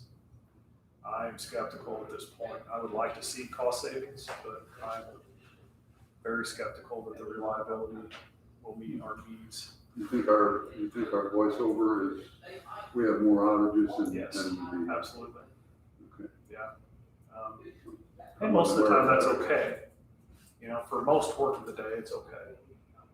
But Are you talking about the power issues where we're off for 30 seconds, or are you talking longer term?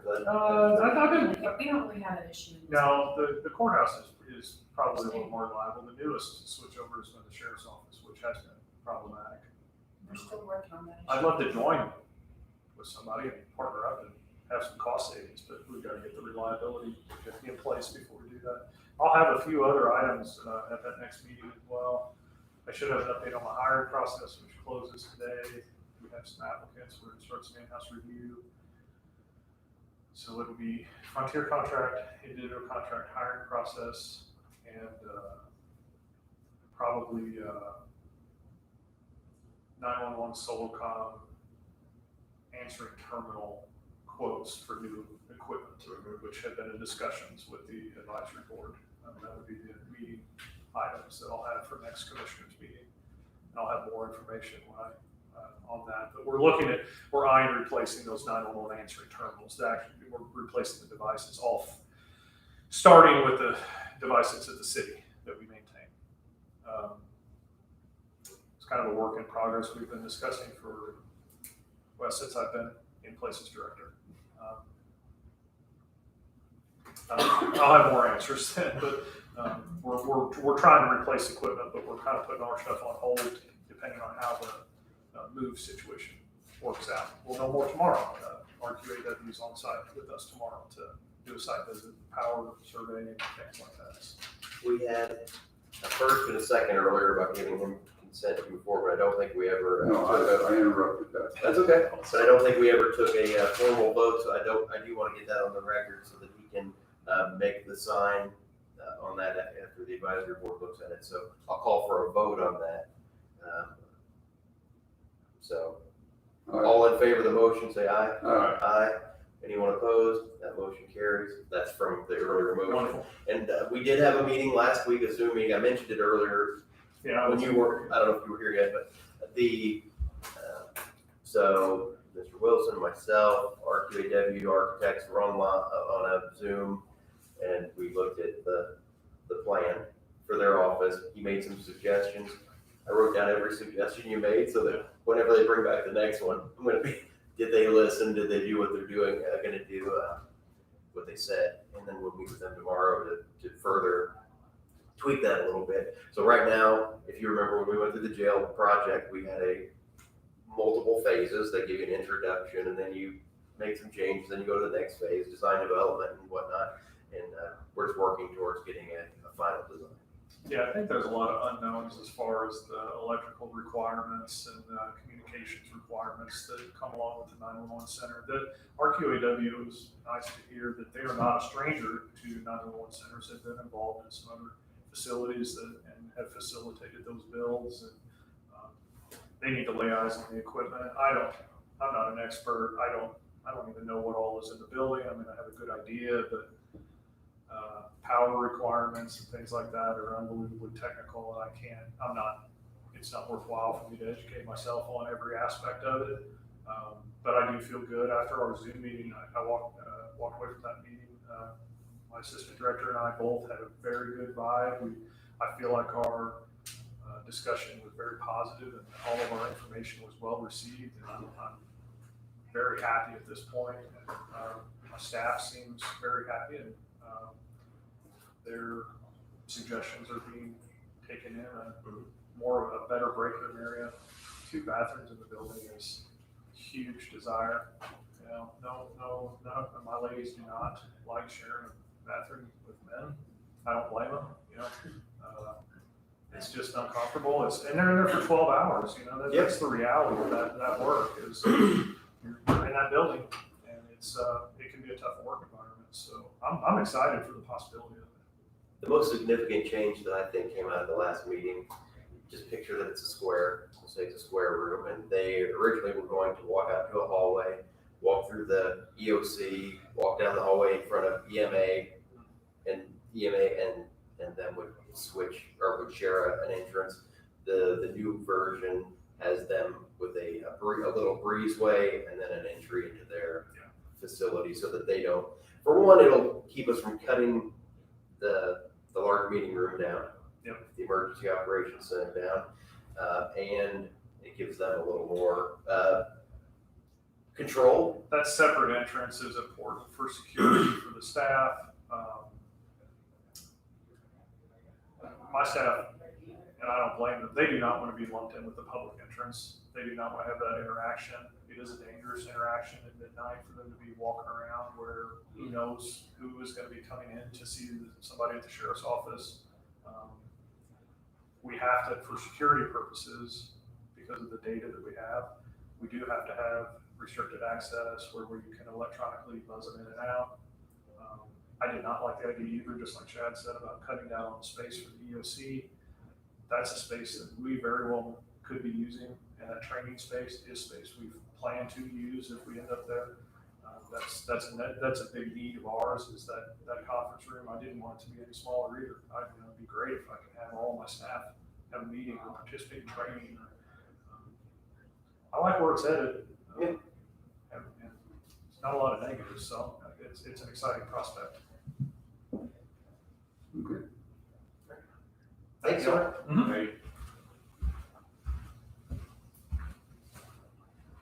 Mapping solutions. We are in the process of working on getting new plat hooks. The last one was in 14. We've been out for several years. People are wanting them. We're in the process. We have a contract with Mapping Solutions. They just have a few things that they need. They want want us to decide on a cover. I think we should go with the new logo and change this, maybe, I don't know, it's up to you all. What do you think? On your face. So, we want sales to go up. Everybody in the county will- They do want us to decide on the cover. If the logo works, I'm happy with the logo. If it doesn't, I'm happy with this picture. Yeah, I don't care. Or the different color, just so people can differentiate. We did update our page inside with all the names, Chris updated it all. You wanna see these closer? You good? So I think we need a photo copyright release for the pictures that they do use, whether it be the logo or whether it be the courthouse.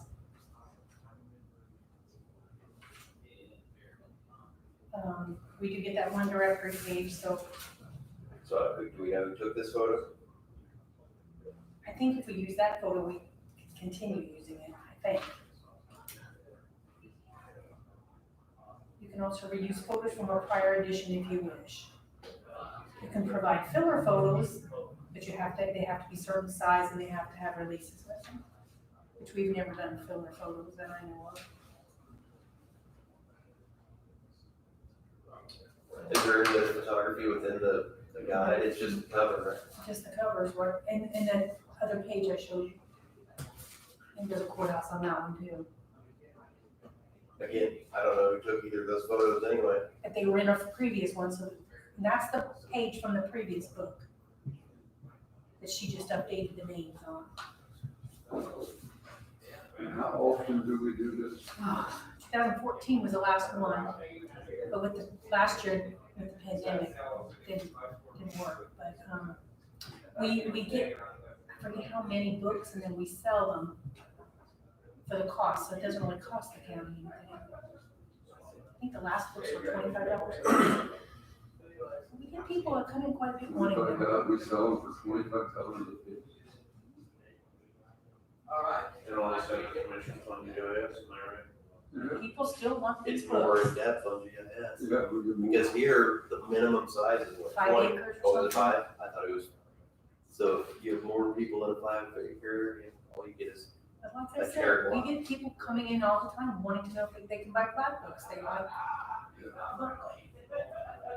But you don't remember how many we print and how many Chris we might sell remember. a year or 5 years or per edition. I'm just curious, you know, what's your room number, 105? 104? Chris, how many plaque books do we order at one time? It's around 200 is what we order and that's at a time. And how many do we sell on average a year, do you know?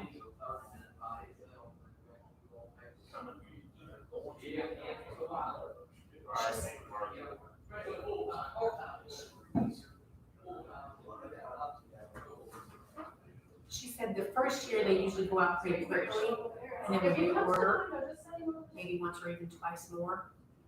okay. So, yeah, We usually try to do these every how many years? 500 roughly over a 5-year period. 100 a year.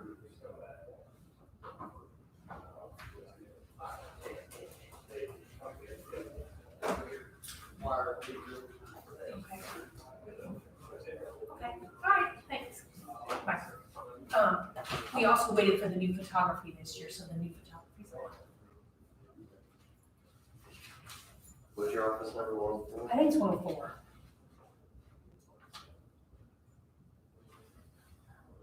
So I'll put my name down as a photographer because I'm at the bottom here, the photos we're allowing them to use would be the county logo, the county photos on the website, which most of those I took, and previously used images, which, is that good enough for everybody?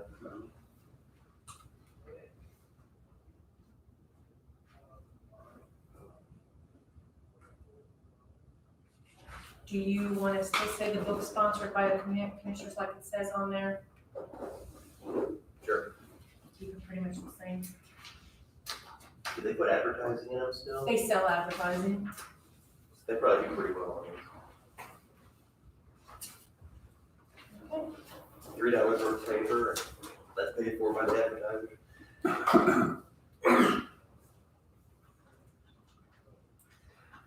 Would you like us to do anything formal on that? I don't know that we're really giving anything. Okay. Anybody need to use the restroom before we move on? Nope, I'm good. You're up. Election re-precincting. Good morning. Good morning. So I'm here to talk about re-precincting. It's kind of preliminary. I feel like I've sent you some emails. If it seems sporadic, it's because I'm grasping for information to feed to you to make a decision.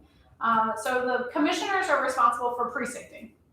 And since we had a census done, they finally released the information, which allows the state to redistrict, but it also tells us we need to work on re-precincting, and then we look at redistricting, kind of through the same timeline.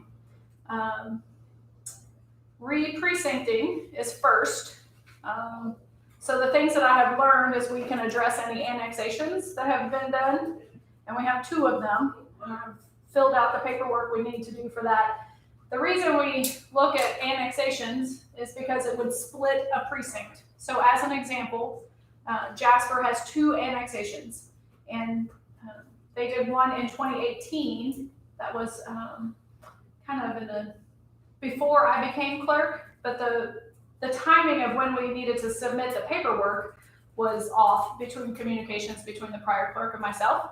So we have a split precinct out by BUJC. Bainbridge 1 had a small neighborhood that had some houses that the city of Jasper annexed in. They are called a Bainbridge 1.1 now. And it just becomes a little messy and an opportunity for people to be confused, one, when they should come vote, because those people are now part of the city elections, whereas before they weren't. If you look at our GIS mapping, that has to be updated with what looks like a new precinct, and it's really not a new, it's just a split precinct. So what I would like to do through this process, we could take that annexed neighborhood and make them part of the Bainbridge 4, I think it's 4 South. So just understanding what annexations are and how they work. I filled out some paperwork for the 2 annexations that the city of Jasper did that I'll present to you once we get to that point. The other part that's undetermined is to look at the maps by the census blocks that have been released from the state. Sean Scott is here from WTH, and it looks like we don't have a projector, so I don't know if we'll be able to utilize his maps today, but we've sent a couple emails to you as some of the stuff that he was looking at. It's just really just a zooming in on those maps and determining, is there a sliver that we need to make a decision on? You want to add anything to that thought process, or what's your? So the lines, and Art probably attest to this the most, is that the representation. It's not the true line. It's not like NFL football games where a line automatically pops up and that's the line of scrimmage. It's not. They have to visually go out there and make sure it's right. But what it is that the lines that are there, when they were done probably 10 plus years ago, may not be exact to whether it be the annexations lines and corporate lines, where the section line is, where a parcel goes through. It's just, there's so many different things that goes on. Since that, I guess it's the elections division who actually created these new maps.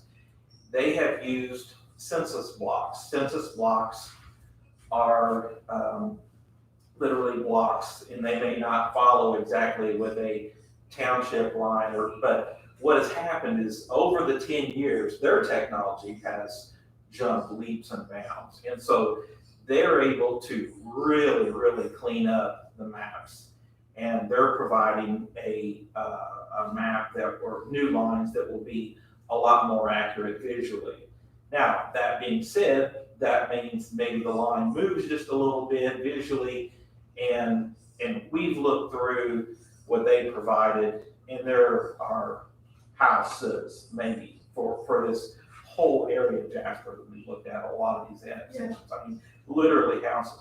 They're still in the same townships, but they may be just on one side of the line or the other. So I did this with several other counties. Scott County, I was at their commissioners meeting last week, and one of the things that she has to do is provide the questionnaire.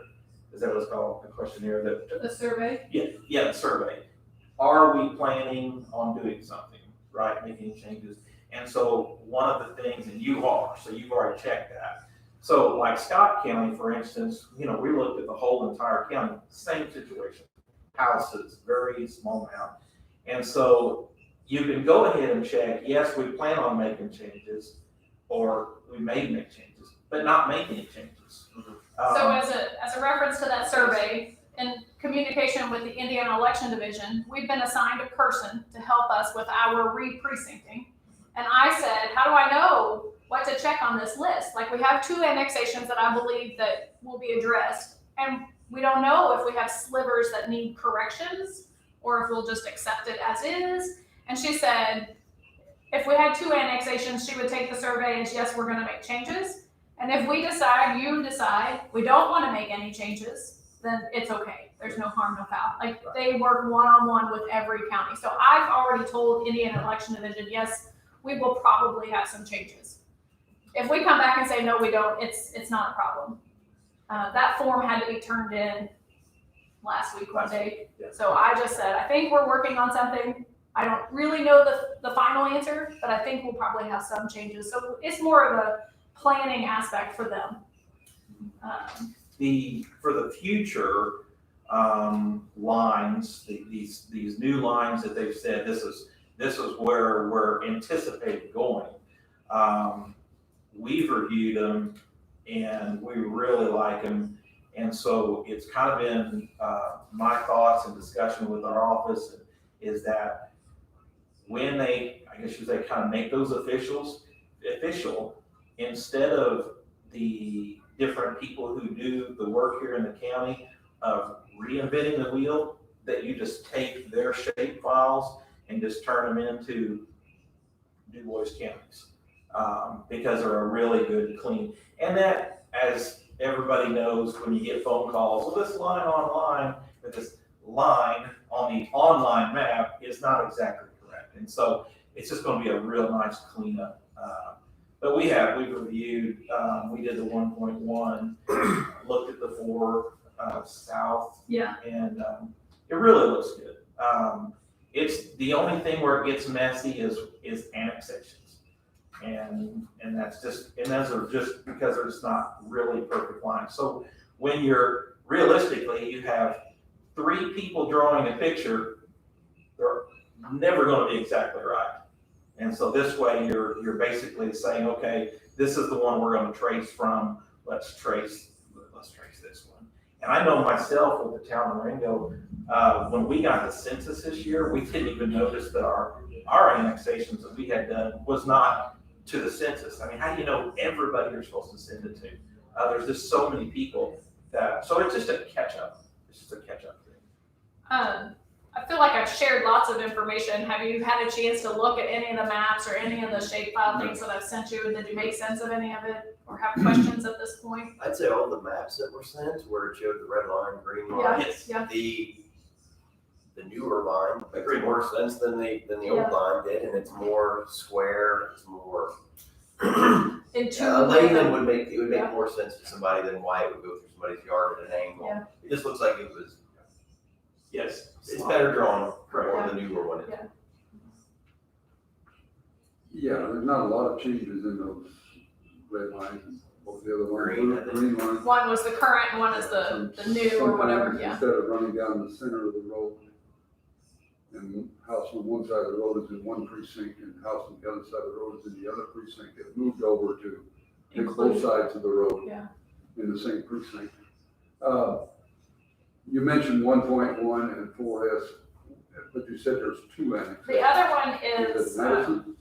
the other one was, The west side. Madison? Yeah, Madison yep. 2 in the city? Yep. Okay. Madison Jasper North and Madison 1. That one, so the 1.1 and the 4S had houses and voters already there. Of course, those were already moved to 1.1, so they voted in the last city election, and those are okay.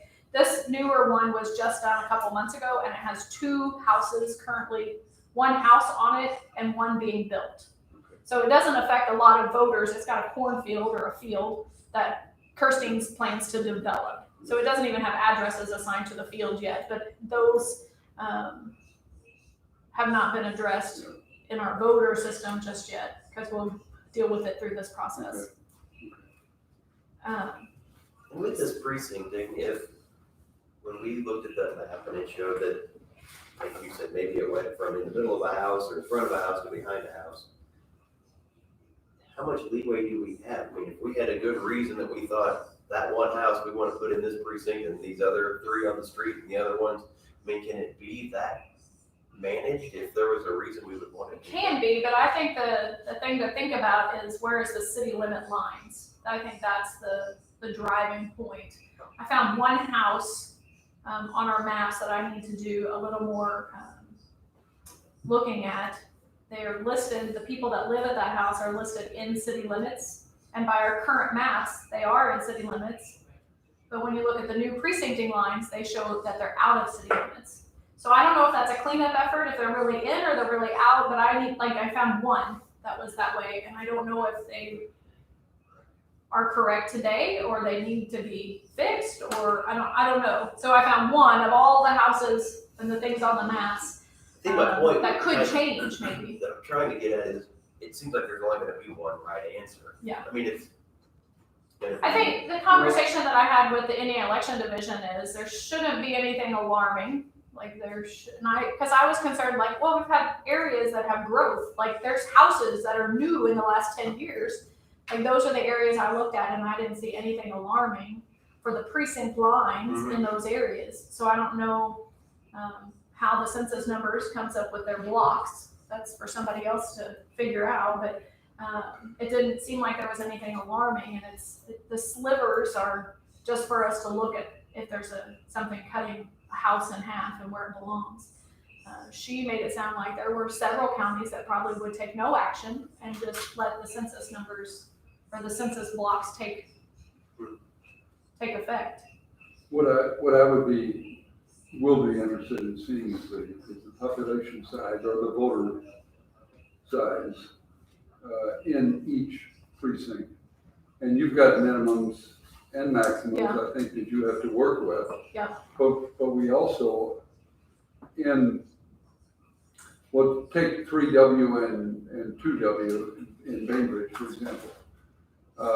Both are in the city. Should they not be fairly even in population size or voter size, voter counts?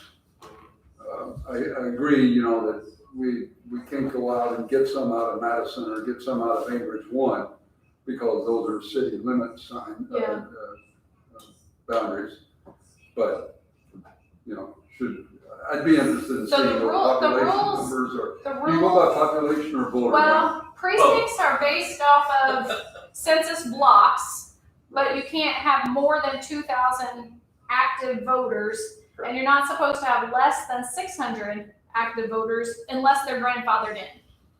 So back a couple months ago, I was thinking of redistricting and how the voter numbers is supposed to give us a snippet or a view before the census numbers come down to look at. So I pulled precinct numbers, and there's really not any precincts as far as voter numbers, having too many voters, we're okay. We don't have any precincts that are getting close or would be alarming to our numbers. So I thought from having too many, because I was thinking if there were some over in the Ireland area where all those newer houses have been, if those are an area we need to be thinking about, or if there's a precinct that currently needs to be split because of those voter numbers, there's nothing that's sticking out as a big red flag that says, hey, this needs to be split into 2. We're okay as far as how many precincts we have and how many voters are in each one today. Well, and But that precinct over there is Madison. Jasper Madison North, is that what it is? I don't have the map in front of me, but yeah, Anyway, it sounds, that's kind of a standalone precinct. yeah, It's, first of all, it's Madison Township. You wouldn't bring part of Bainbridge Township into that precinct. right, And you draw it on the city limit. So Yes. that's almost gonna be what it is. yes. Because we really have to work with that city limit line, Yeah. with the corporate city line. And you're going to have some strange lines, like in Bainbridge 2 West, where it goes down Division Road and up 400 a little bit, to pick up what's in the city, Yes, in that precinct. What I can do is I can work with the clerk and I can get her active voter today's active registered voter, which is what the census goes by. They actually have an IC code that describes what an active voter is. And I can put those into each one of those townships and then maybe send you a map that shows you the precinct and how many voters are in that. So you can kind of see, that's what we did for Ward County. We're working on combining several because they've got about 45 precincts and they're trying to combine those in. There's just too many little 500 and 600, actually like 650 and 700. So they're trying to combine some of those because it's such an expense to try to, when you get an election, to be able to have somebody for each one of those. So they're trying to get theirs closer to that 1,500 number on a lot of theirs. So they've not got this whole slew of smaller precincts.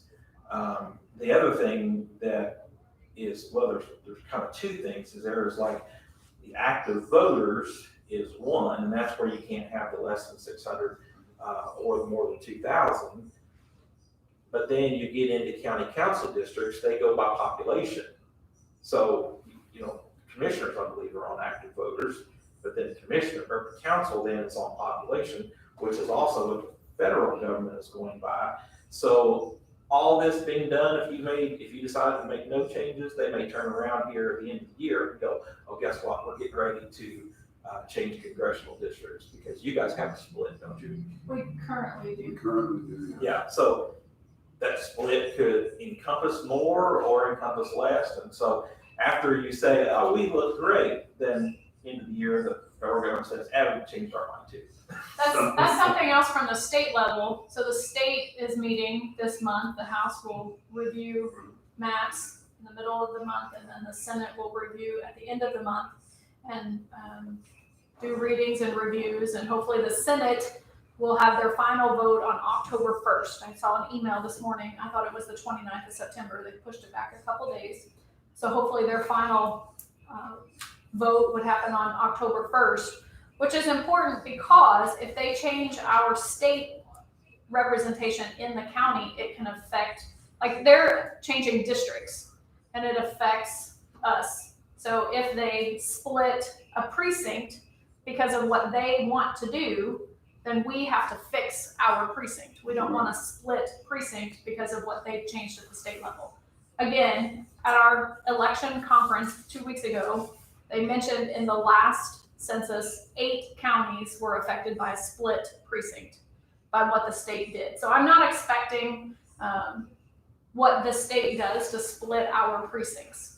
I think they will try to stay along county lines or along precinct lines as they are today. And I think we're pretty, Currently, they're along township lines. yes, we're pretty evenly Which is- split which north is and south or precinct. east and west.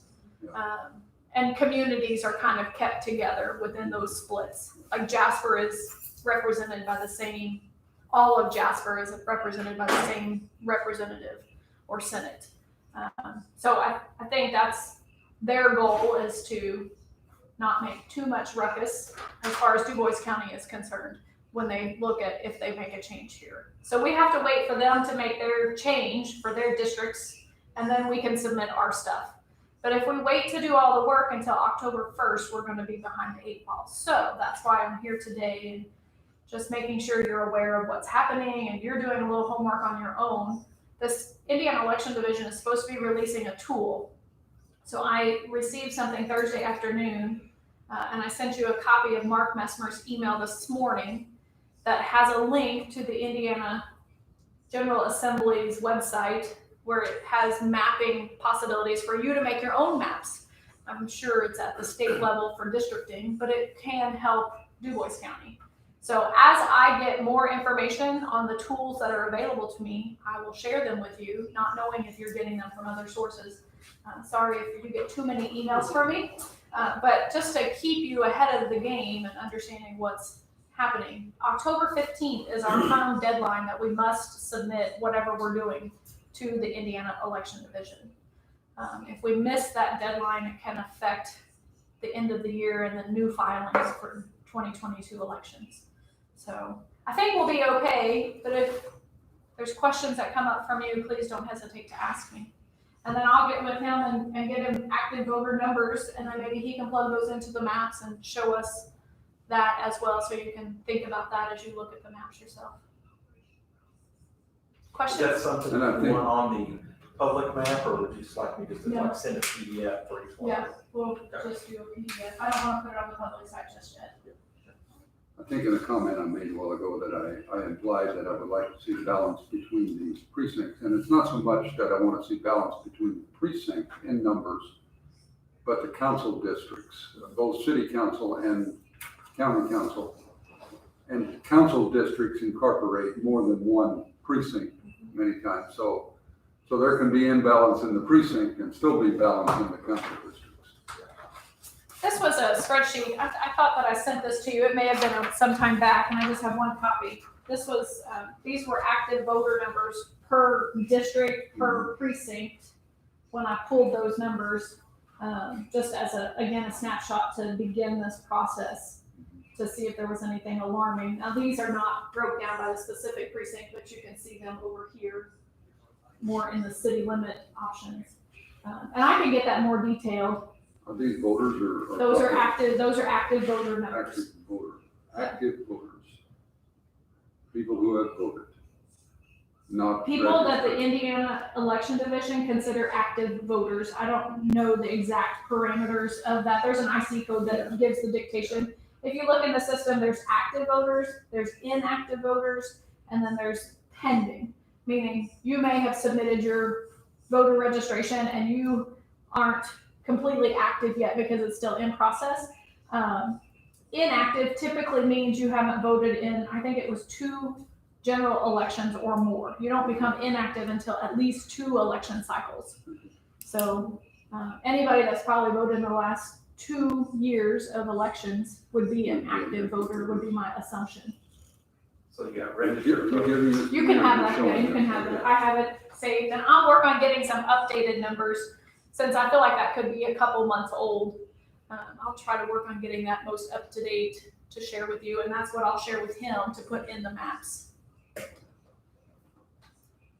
Yeah, it's kind of been also that number was alarming for some other counties when they realized that they have so many registered voters. They're like, well, we know we've got a bunch in this area. I know this person's registered. It's not registered.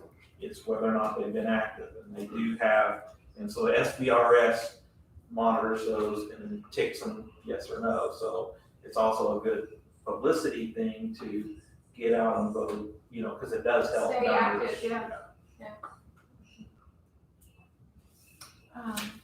Thoughts, questions? No, I'm good. I check out everything you send me, so I think we. Thank you for keeping us abreast and Redistricting will work at the same time frame, but it's a separate process. We don't report districting to the state level. It's simply county level or city level. Greg Schneier and I are meeting Thursday morning to review past ordinances, make sure that he's up on the IC code, that the rules on how to redistrict, but that's simply something at a county level based on population and voter numbers. So we'll cross that bridge at the same time, something to continue to review or think about. So we'll go from there. I'm working on, the census did send out a database that has population, but it's not made really available to where we can actually see it. We've got to extract it out of some type of unique hybrid format, but think I've got it figured out. So it'll help us, because they're not gonna release that information, I think, until I keep waiting. late September, October. Keep waiting for more. The It's Indiana like- Election Division is working on a mapping tool that's supposed to make it easy for you to review and play with the numbers and understand. And I think it's part of the mapping process that's released on the Indiana General Assembly's website, but I don't know how to dump the data in there to work with it just yet. So, It's frustrating because they're saying to make a decision based on this information that we're not gonna give you till later this year, after your deadline. So it's frustrating, but I think you guys are in great shape for what me and her reviewed pretty close. I don't think so. Okay, well, Great, let me know thank if you you. have questions. We have a couple minutes.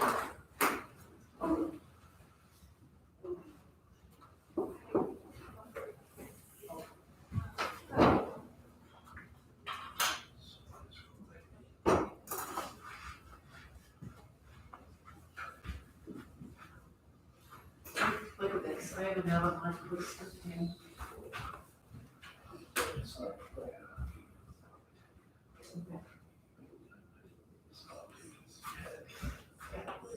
Can we turn it to a few more?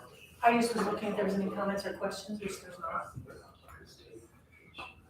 I should have looked how many people are really looking at it. Where's it say that? It says it up in the corner, like how many are viewing.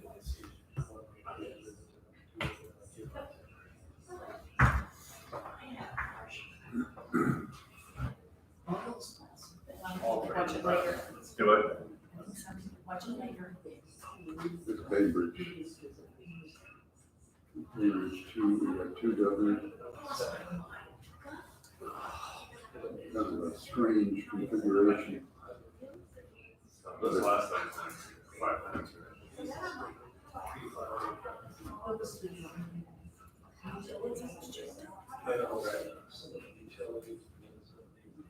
This here is kind of a strange configuration, but that's because that's cyclical, and this is not. Oh, that makes sense. This is not. What is that? Where is that? This is Bainbridge, oh, this is Division Road, and then up 400. So that's annexed to the other, there's not, that makes sense. So it's not, you know, they didn't put this over into here because this is Madison Township.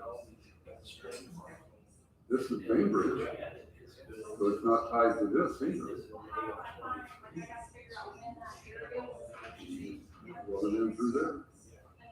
So it's strange, but it's really the only, you know, I shouldn't say it's the only way it works, but it's show me a line that would be better.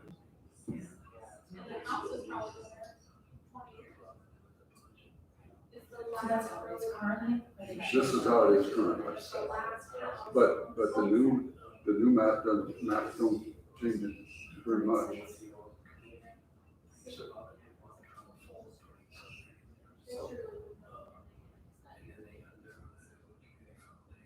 You take, you know, I think this is Becky's district, for example, council district.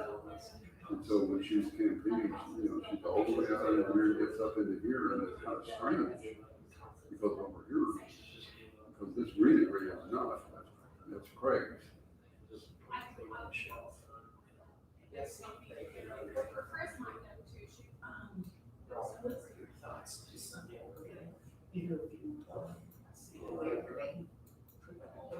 You know, this is the GIS system. I'm gonna give you some papers.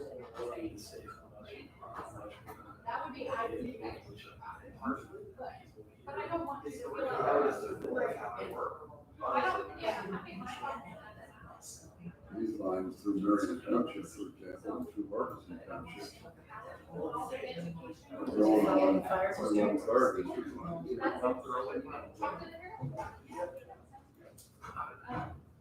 Oh, you were already served. It's a problem. Yeah.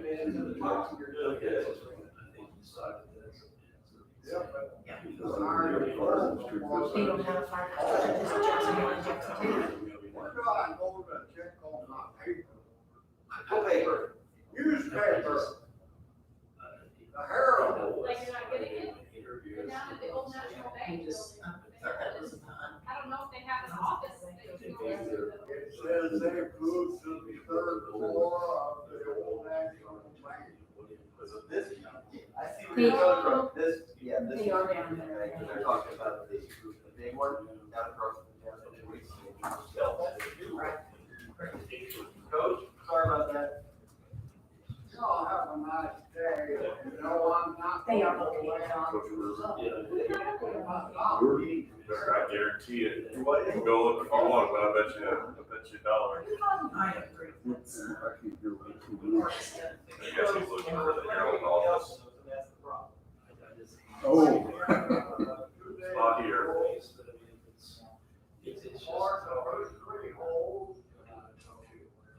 I'll take Coach Brewer. See, Coach.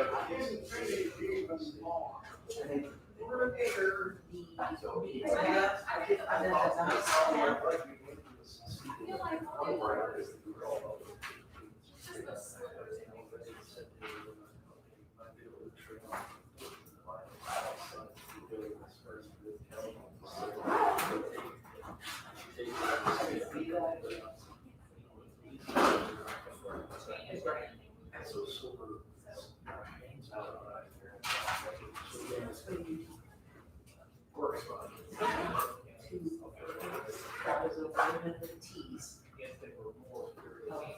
Good our meetings. I looked at financial drives and would it benefit us if we are 30 or less free states, we have to create a savings program. It's 96, okay, 96 machines, $60 a machine. If we went to 30 or less and we dropped that $60 down to 40 or 50. We have 40 today. I don't feel like we can get to 10 less at the right numbers, like for less than 2,000 per precinct. If we did it now, it would just push us to half the precinct. I feel like the 40 is probably okay. Yes, yes. It just wouldn't make sense. Hey, you're still in the wrong building. It's two to get out. Press 1. But I was told upstairs to press two. Huh. This is more there. Oh, there's so much. Go to 1 and then you'll have to go down to 1. The other way. We'll be in touch. Okay. So anyway, 1. Sorry about that, we had to get Coach Brewer in line out there. Sounds like you might need to go back out there just to make sure. All right. Let's, get to our item here, but next item, the Help Hoosiers Enduring Legacy Program discussion. So I've got a whole folder full of good stuff. I know the council talked about it last week. We talked about it 2 weeks ago. I believe probably on Friday, all three of us did. Lisa, She never did get a hold of me. okay, because when she left me, she said, "You think I should go talk to them?" I said, "Probably wouldn't hurt anything." So I assumed she was gonna make you the next stop. No. Maybe not. Evidently, we didn't make connections. Okay, so she gave, you get one of these two? I didn't get a copy. I looked at it with her, but So I'll just give you a rundown of what she put together, because there's nothing on here that I disagree with or that I saw any differently than her. And you probably saw my essay I sent last night, and I probably, Are you talking Lisa? yes, Lisa Galhausen, I did, and I appreciate that. I thought that was helpful. So What the, you sent to the council. and I could have really put twice as much on there, that's what I'll go through today.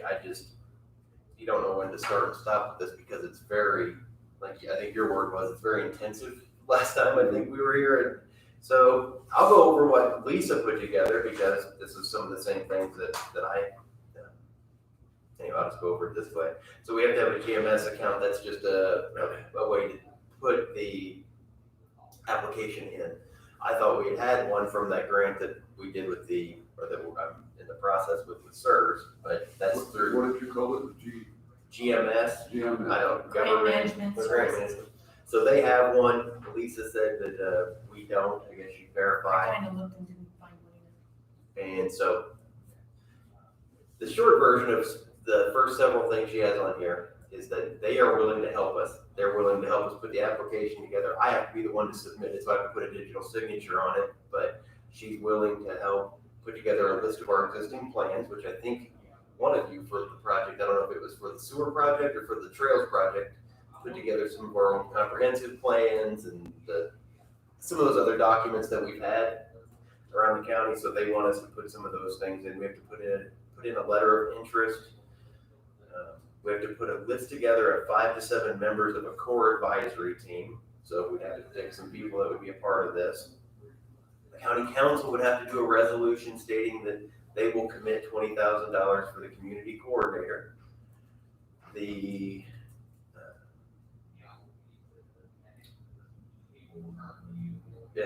guess we would have to show that we have a long-term capacity to make whatever decisions that we have in this strategic plan to implement them. Do we have the capacity to do that?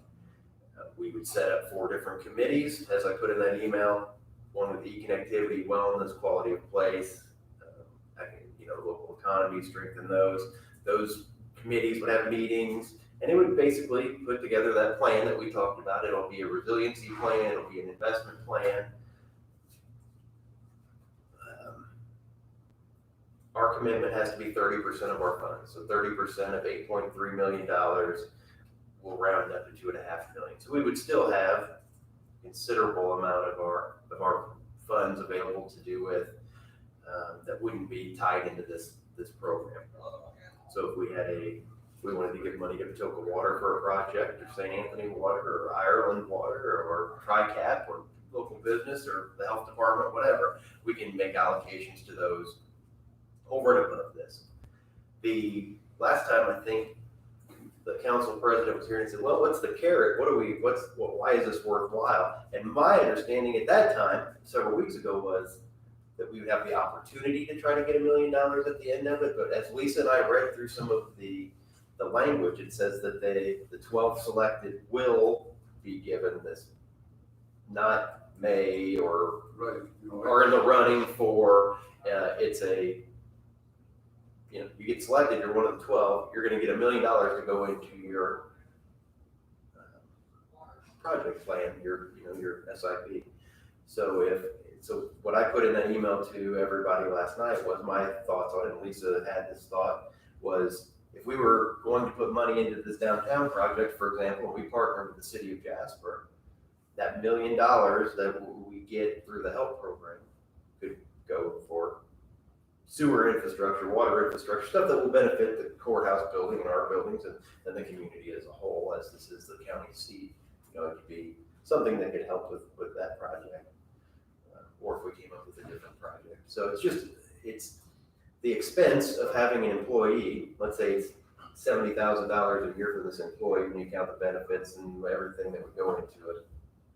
If you're getting $1 million additional in your community, that seems like a pretty fair trade to me. Because you're not just getting the benefit on that $1 million, you're also getting the benefit of a plan maybe for the rest of your funds and for whatever else you're going to have this employee doing. For example, if we had them do 30 hours of this and 5 hours of ordinance enforcement or whatever. I mean, you could probably name a million things that we could have them do for the county. It's a 12-month commitment. That's really all you're committing to. They do, I think you would probably be better to have them along because they will be trained and educated to help for the length of the ARPA program, which could last through the end of 2026.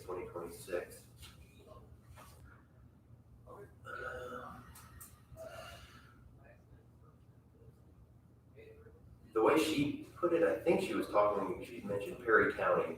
She said, one thing great about Perry County is they have a commissioner's assistant. And I think her thought was if we hire somebody if we just paid them $40,000 a year, if that was our only investment, I think it would be higher than that. But that's just the starting point, that this person could transition from doing this to that kind of a role, where that person is here 8 to 4, 8 to 5, or whatever it is every day, and they can be we could have ideas, we could have things that we want them to implement, and we would have a person do that. So I do think there's opportunities that we miss, either grants or projects that, due to the nature of how this works, we don't have a person to do that stuff, so. She also,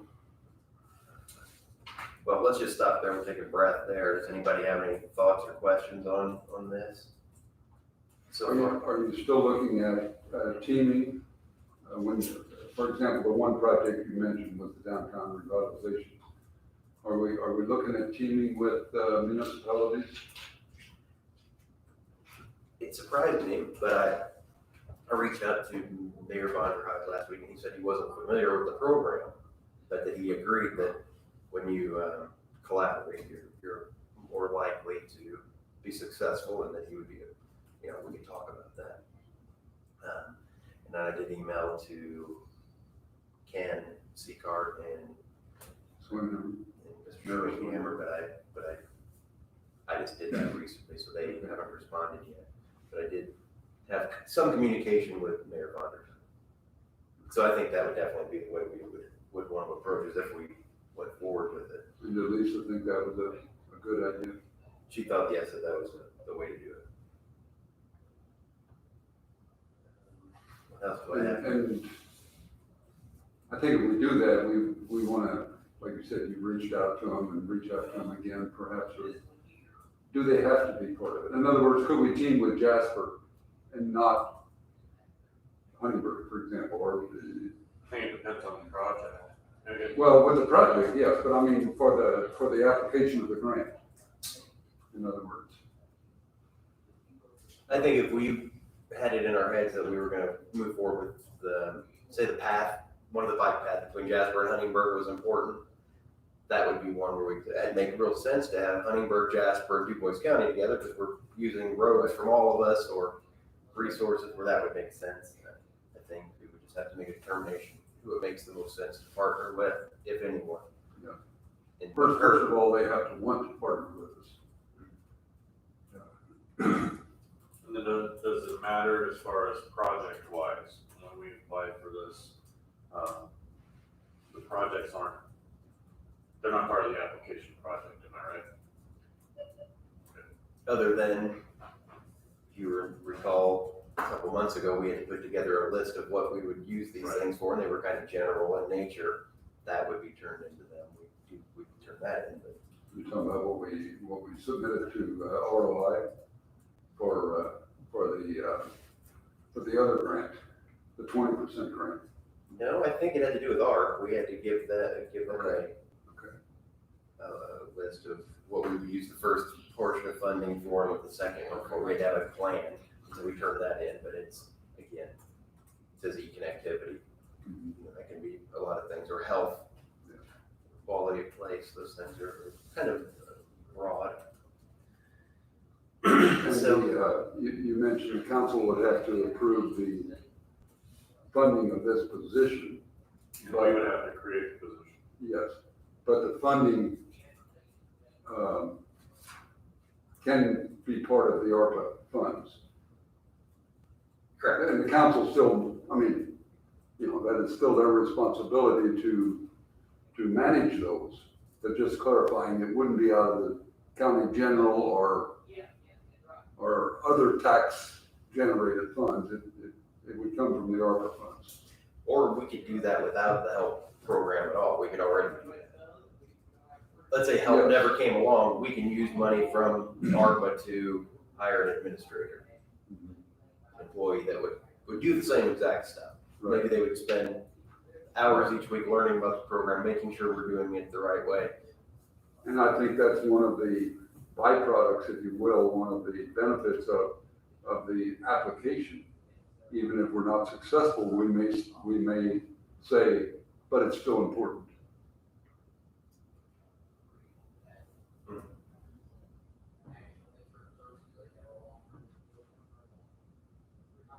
Yep, so the program is designed for local units of government to optimize their coronavirus local fiscal recovery funds.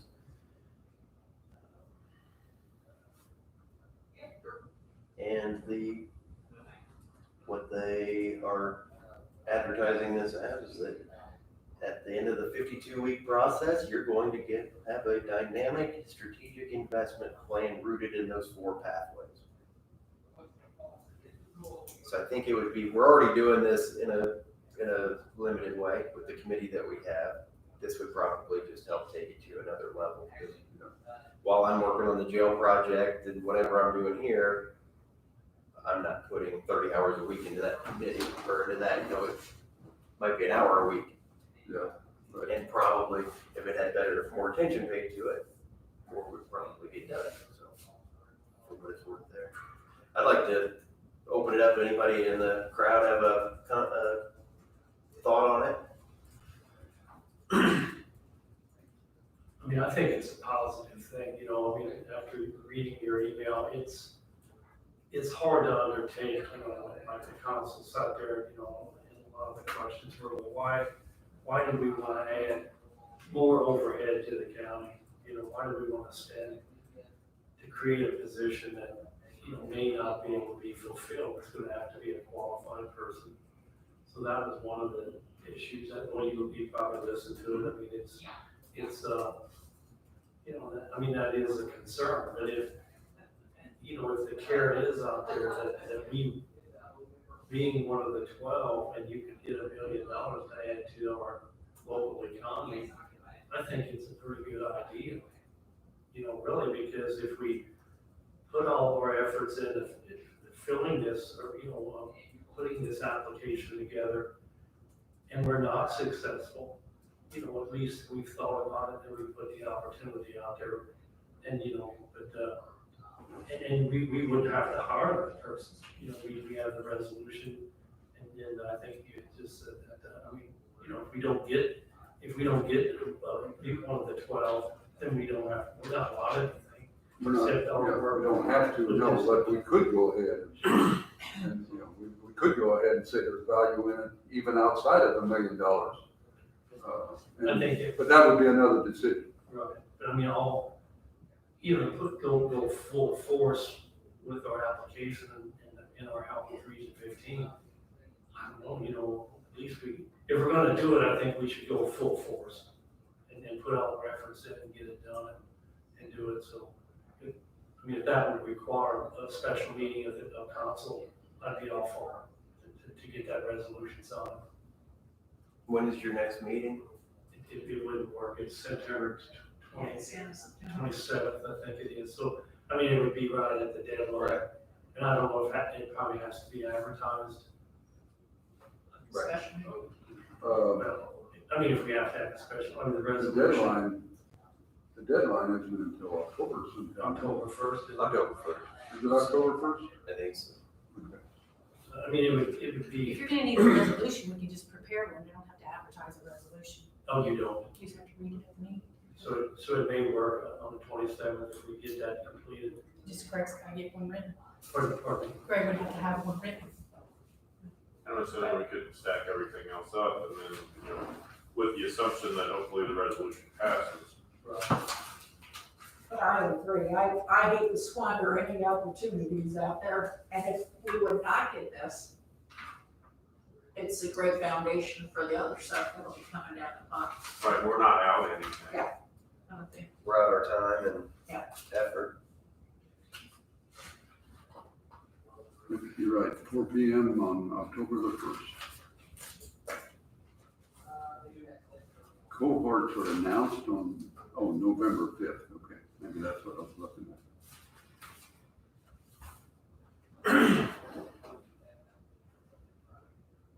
I don't believe there was any real, Becky, you can back me up, I don't think there was any real negativity toward doing it. I think we didn't understand it. You know, and we wanted to put it back, you know, on the commissioners to, you know, if you guys are in favor of it, I think I feel we could sell the support. I appreciate your email because I think it opened up some thinking and everything. Thank you. Yeah, because I listened to your your meeting, and then as the meeting was going through, I'm like, oh, I can answer that, or I can at least You should add, call in. add some flavor to it. No, I watched it Oh, this Monday, and they had a meeting last Monday, so but you nobody know, would have answered. we got into all the what ifs that, you know, And what there are, if this never comes down, you know, all that stuff. there is risk, I guess, like you said, what if we hire Mark, and he comes in and he does a great job for 2 months, and he says, hey, I got an offer at the hospital where I wanted to really work, or at Kimball, and I'm not gonna do this anymore, or these meetings are really boring, I'm done with it, and then you've lost whatever amount of time that is. You know, gotta take a risk to get a reward, I suppose. And, you know, I just talked to Marky back there about, a position that we're hiring for. We put applications or a notice out, say 2 months ago, and got 5 applications in, I think, and for the same job, we got 12 in already, you know, for the same position now. So part of me thinks we're gonna find no one that will do what we need for this job under what I would assume we would pay for it. But that I could be completely wrong, that we could have 30 people that this sounds really exciting to, and it might be a great opportunity for somebody. So, you just don't really know until you do it, I guess is what I'm getting at. And it might be, is the timing correct? Commissioner Hostetter, any thoughts? I'll admit in the beginning, I was not for it. I looked at it as hiring somebody to, you know, we're gonna spend money to have somebody come in and tell us how we should spend money.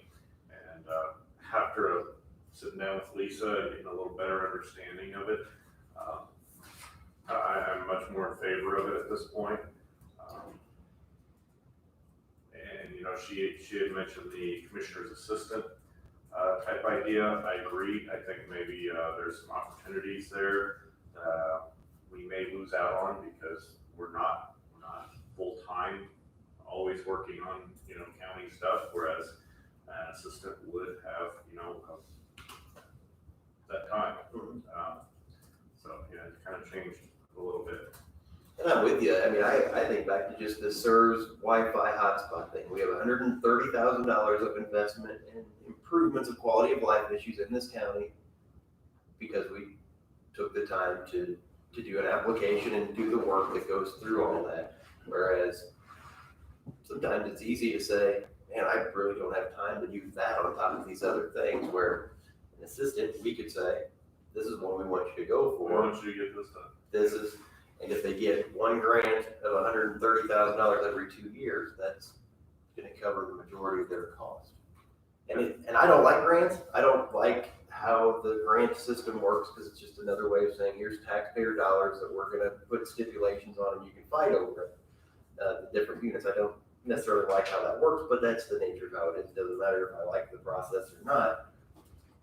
If you want funds in your community, you gotta have somebody at the table asking for them. I think this is. Now, I will add, I think the quality individual that we're looking for to do this position is not gonna be out there for $40,000 a year. I don't think that's a possibility. I think we will have to put a little more on that salary than just simply the $20,000 over what they're gonna match in order to get the right person. Now, I could be wrong. I'm not opposed to starting out there and seeing if we can get it done, but I don't think it's possible. Mr. Ramos? Yeah, no, I think the last time we talked, I spoke fairly in favor of it. It's an opportunity. Don't know whether we'll qualify or not, but, you know, I think it's an opportunity to not only succeed, but to learn as we progress through it. And as I said, perhaps even say, even though we weren't successful, this part of it is something we still want to pursue. So I'm all for moving forward with the application, with the grant application. And if Region 15 will help us with that, if the city of Jasper or the city of Huntingburg or any of the other municipalities want to join us in that, I'd be in favor of that as well.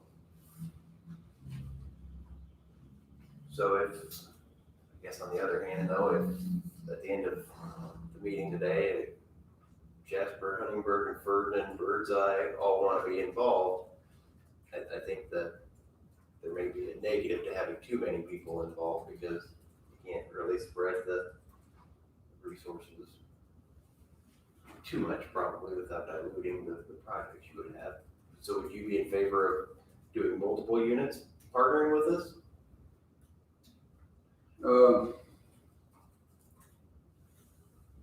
I don't think I like the idea of telling somebody no, if they would like to be part of it. But being part of it does not necessarily translate into an equal share of that $1 million grant. Whatever the project is, you know, if it's sewers, if it gets spent on the sewer project and most of that money ends up benefiting Hayesville, it benefits Du Bois County. So there will be, the more people you've got involved, the more discussion there's going to be, the more pull and shove there's going to be as to get a piece of that pie, if you will. But I think that's something the committee that will be formed will have to determine. You know, is it the downtown revitalization? Is it the sewer? Is it the trails? Is it, you know, where does it make the most sense for that to fit? But at the same time, you know, it's a countywide, we represent the entire county, including the people in those municipalities. And so I would hate to say, no, we don't want you to be part of this.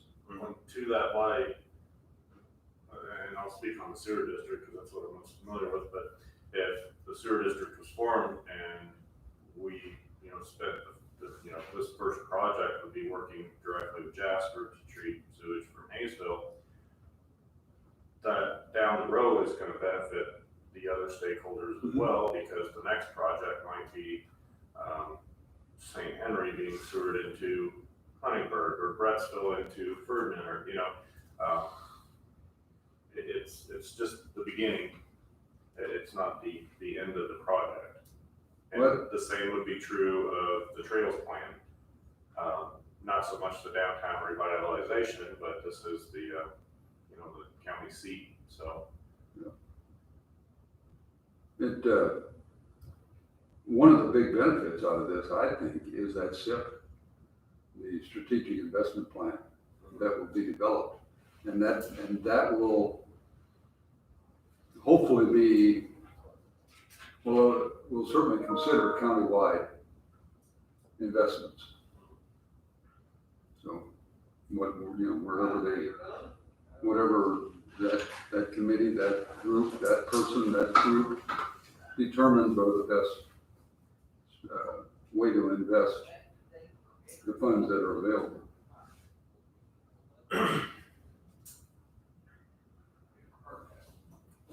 So it sounds like we are, as a group, probably in favor of at least giving an effort to moving forward with the program. And, you know, I think there are a lot of unknowns. Will 90 counties apply? Will 5 counties apply? How will it be? Because, there's a lot to it. A lot of times it's easier to do nothing. To stay constant, and wow, this is one more thing I don't want to deal with, but it's probably the best practice to try to move forward with it. I think it'll be some short-term pain, maybe getting into it, but it would be a long-term benefit for the people we represent. One thing I'm not real clear on, if we give Lisa a call and say, let's go with this, you know, how is, you know, are we liable for anything there, or is there going to be I'm sure it'll come out of the ARPA funds, but. She made a comment about their fee. So here's how that would work. The for the application part, there wouldn't be a fee. They would work with us and help us. And then if we were awarded something, then they have a fee that she has the thought of once we're into it. Okay. So it's kind of like those lawyers on TV, no recovery, no fee. So if we don't profit, they won't benefit. Lisa's like the hammer. Well, we're fortunate to have them in our area and even in our county to help us with things like this. So anybody want to volunteer to run up this one?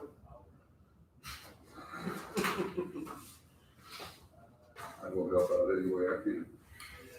Same here. All right, I'll reach out to her and tell her you two are running with it. So, I'll tell her that we'll work on it. We'll see what's needed, because we may, like I said earlier, in seriousness, you have things probably, and your people from that sewer district and from just those plans. I remember digging through from grabbing those plans previously, that they may need some digital copies of those if we can gather that. But I'll reach out to Mr. Schneier.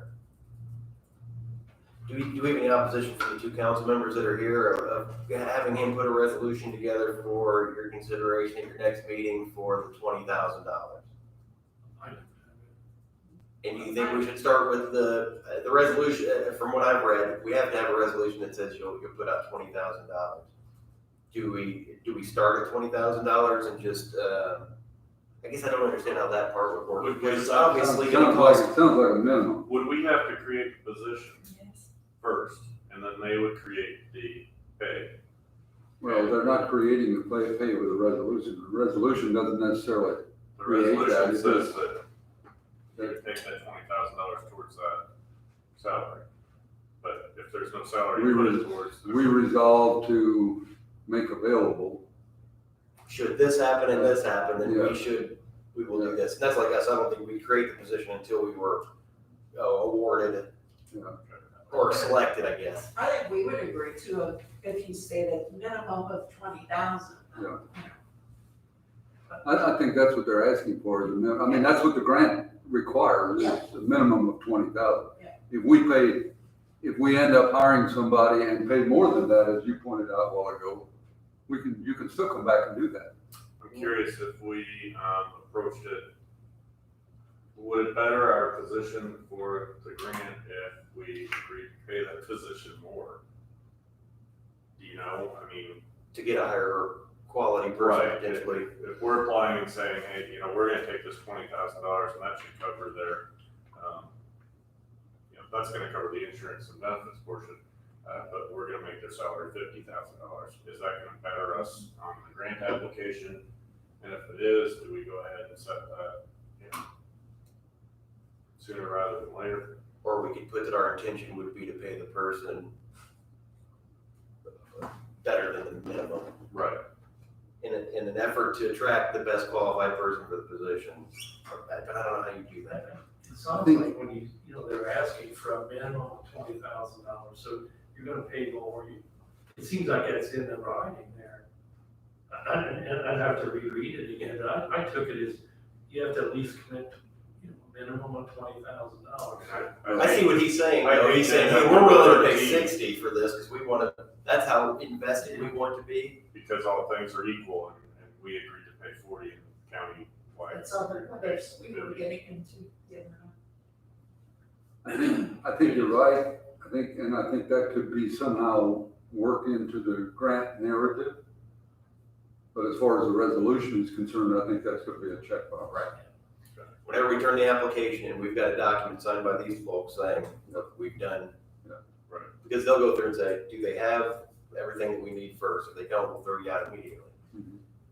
So I'll get with Mr. Schneier about that resolution. Ideally, he'll send it to you 2 weeks before your meeting, so you can say, this is what we're expecting, or it's not. people could voice their disapproval or approval. I will also reach out to Lisa, and we'll just get it going, I guess. I think I'm like many people, I wasn't very excited about this at the beginning. It seemed like a lot of work for a little reward, but $1 million is a good help. I can't think of any project that we would even consider that $1 million wouldn't help. I think when the council people were asking the benefits, we would have to, if it's over 29 hours or, what I'm saying, I think we'd have to pay benefits also. Right. So it would, maybe that could be part of the wording 20, what I'm saying, $20,000 minimum plus benefits or something. I don't know, maybe that's not necessary. One of the council people were asking that, how are we gonna handle benefits? I mean, we'd be on the hook for them, and I think we would be on the hook for them just like every other unit would be, because if they're saying 30 hours is the minimum they require, everybody's gonna have to pay them. They're under the same federal employment standards that we are. You have an office, you have to have office supplies. Maybe the office is the toughest thing, office space. Again, those are decisions that will be made down the road, assuming we get the grant. Right. Like I said, that can, our intent can be expressed in the narrative of the grant to do these things. But all we're required to do is hire a part-time person at 29 hours, which is no benefits. That's all we're required to do for the sake of the grant. Yeah, I keep hearing, so is 29 hours, is that? 29 hours is part-time, 30 hours requires Okay, benefits. so I. 29 hours and 59 minutes.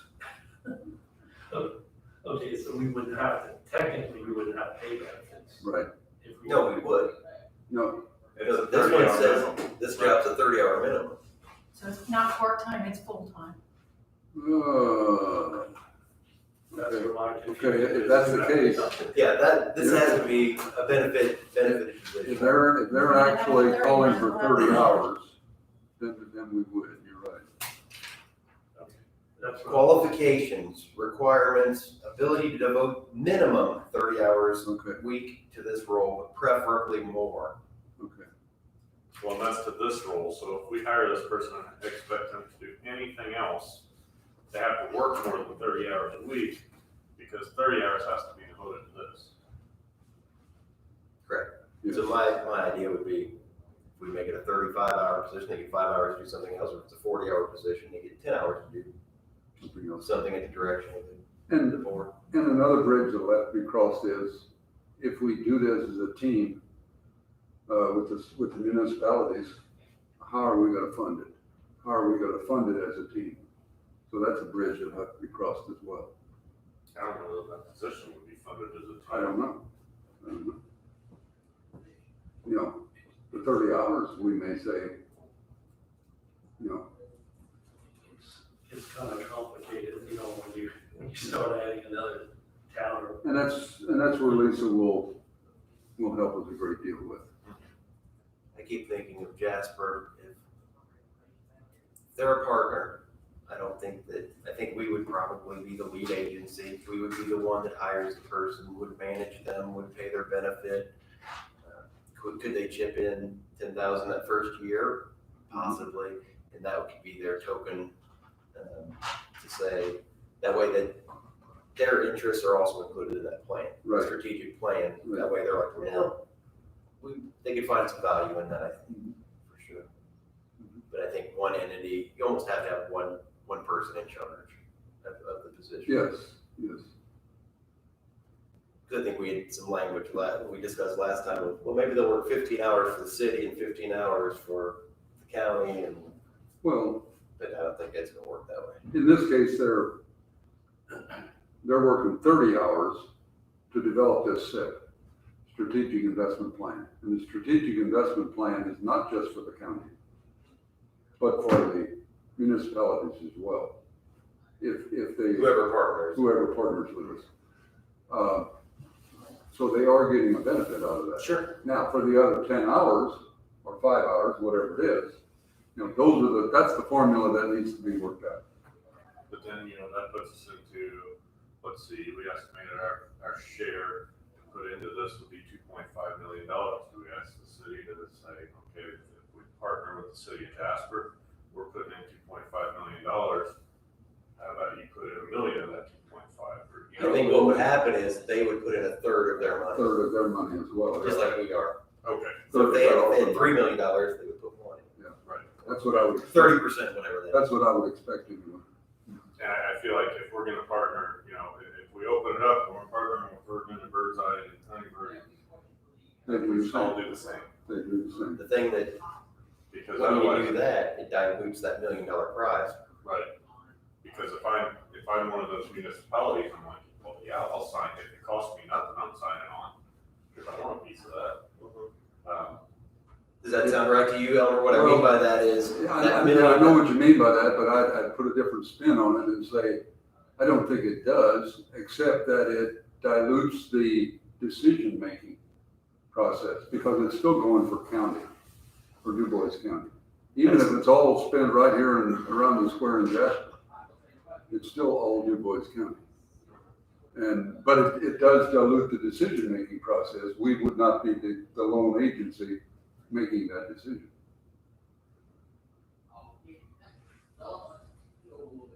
I think it's an easy sell to revitalize downtown Jasper. Jasper and Du Bois County are the two coordinating units. More so than if it's Honeybird and Birdseye and Jasper. So really, you kind of depend on which project you want to do, to know which way you want to go.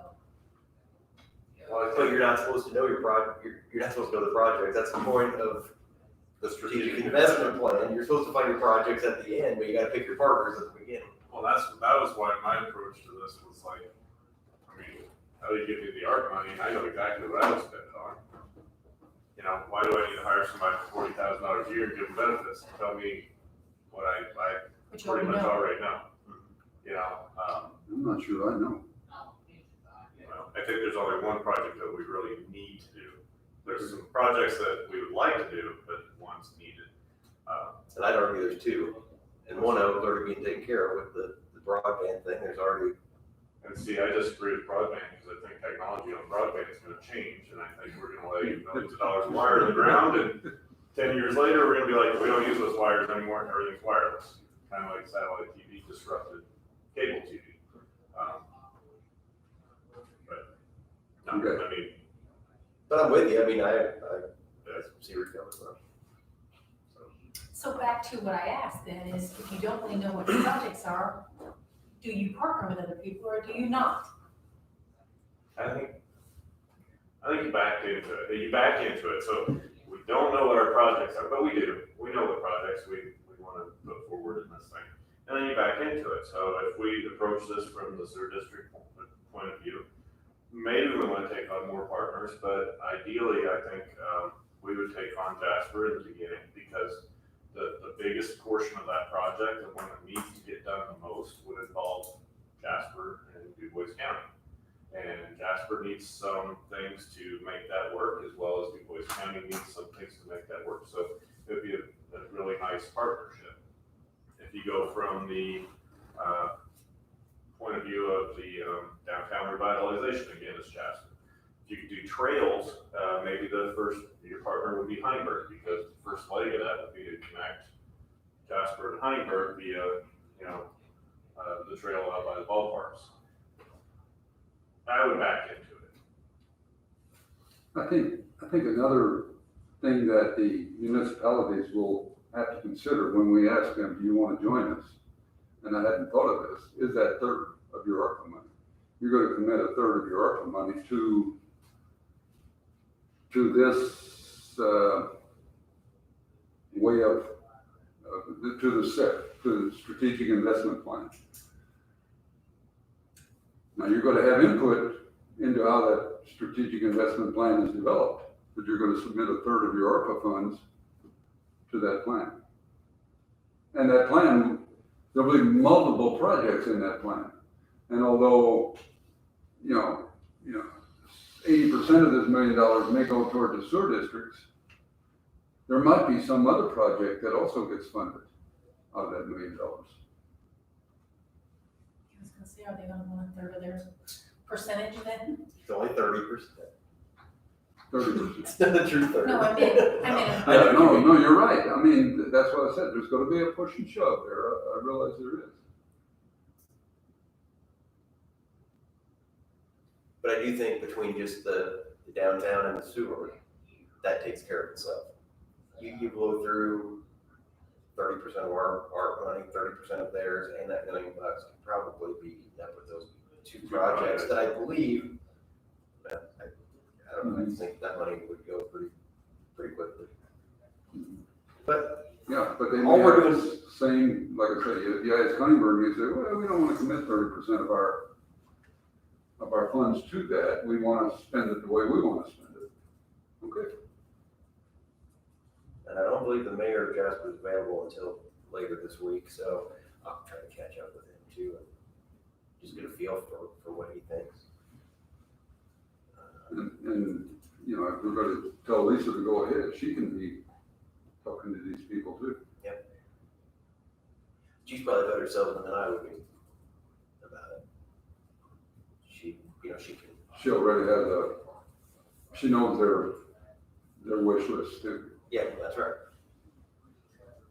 Okay, well, I think we've had enough conversation on that. Anything from the auditor? Anything from the public or council members that are in attendance? The only thing I did want to tell you is I have money in the IT budget. It's time to replace their 6-year-old machines back here in the prosecutor's office, so we are in the process of ordering them. More surplus. Yes, you will. But they're 6 years old, they're family. I mean, our plan says 5 years, so it's time. Not that I need one, but the unit that I use is on year 5, and I only have rotation schedule. Not that I use that, but Would have added one, right? They got 12 machine computers, and then the health department has 4 laptops on that. I could have added a 5th, I guess. But you could wait till the next round and get one with the weights and measures.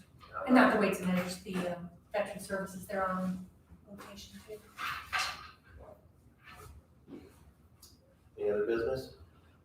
We do have just a few more iPads if anybody, I mean, I know you have one. I turned it on, I gotta get it all set up, and I'm like, There's a few more still. I gave 2 to Marky and some to help her, and you have some, so, I mean, there's just a few more.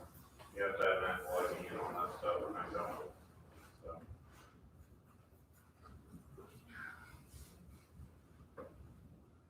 Do you think we need to sell them? I don't know, there's a few left in the box. We just keep trying to hand them out to people who need them. See you, Becky. Thank you. See you, Mark. See ya. Mike. Take care. Okay. We'll close up. I was gonna say, it's time to talk about serious stuff.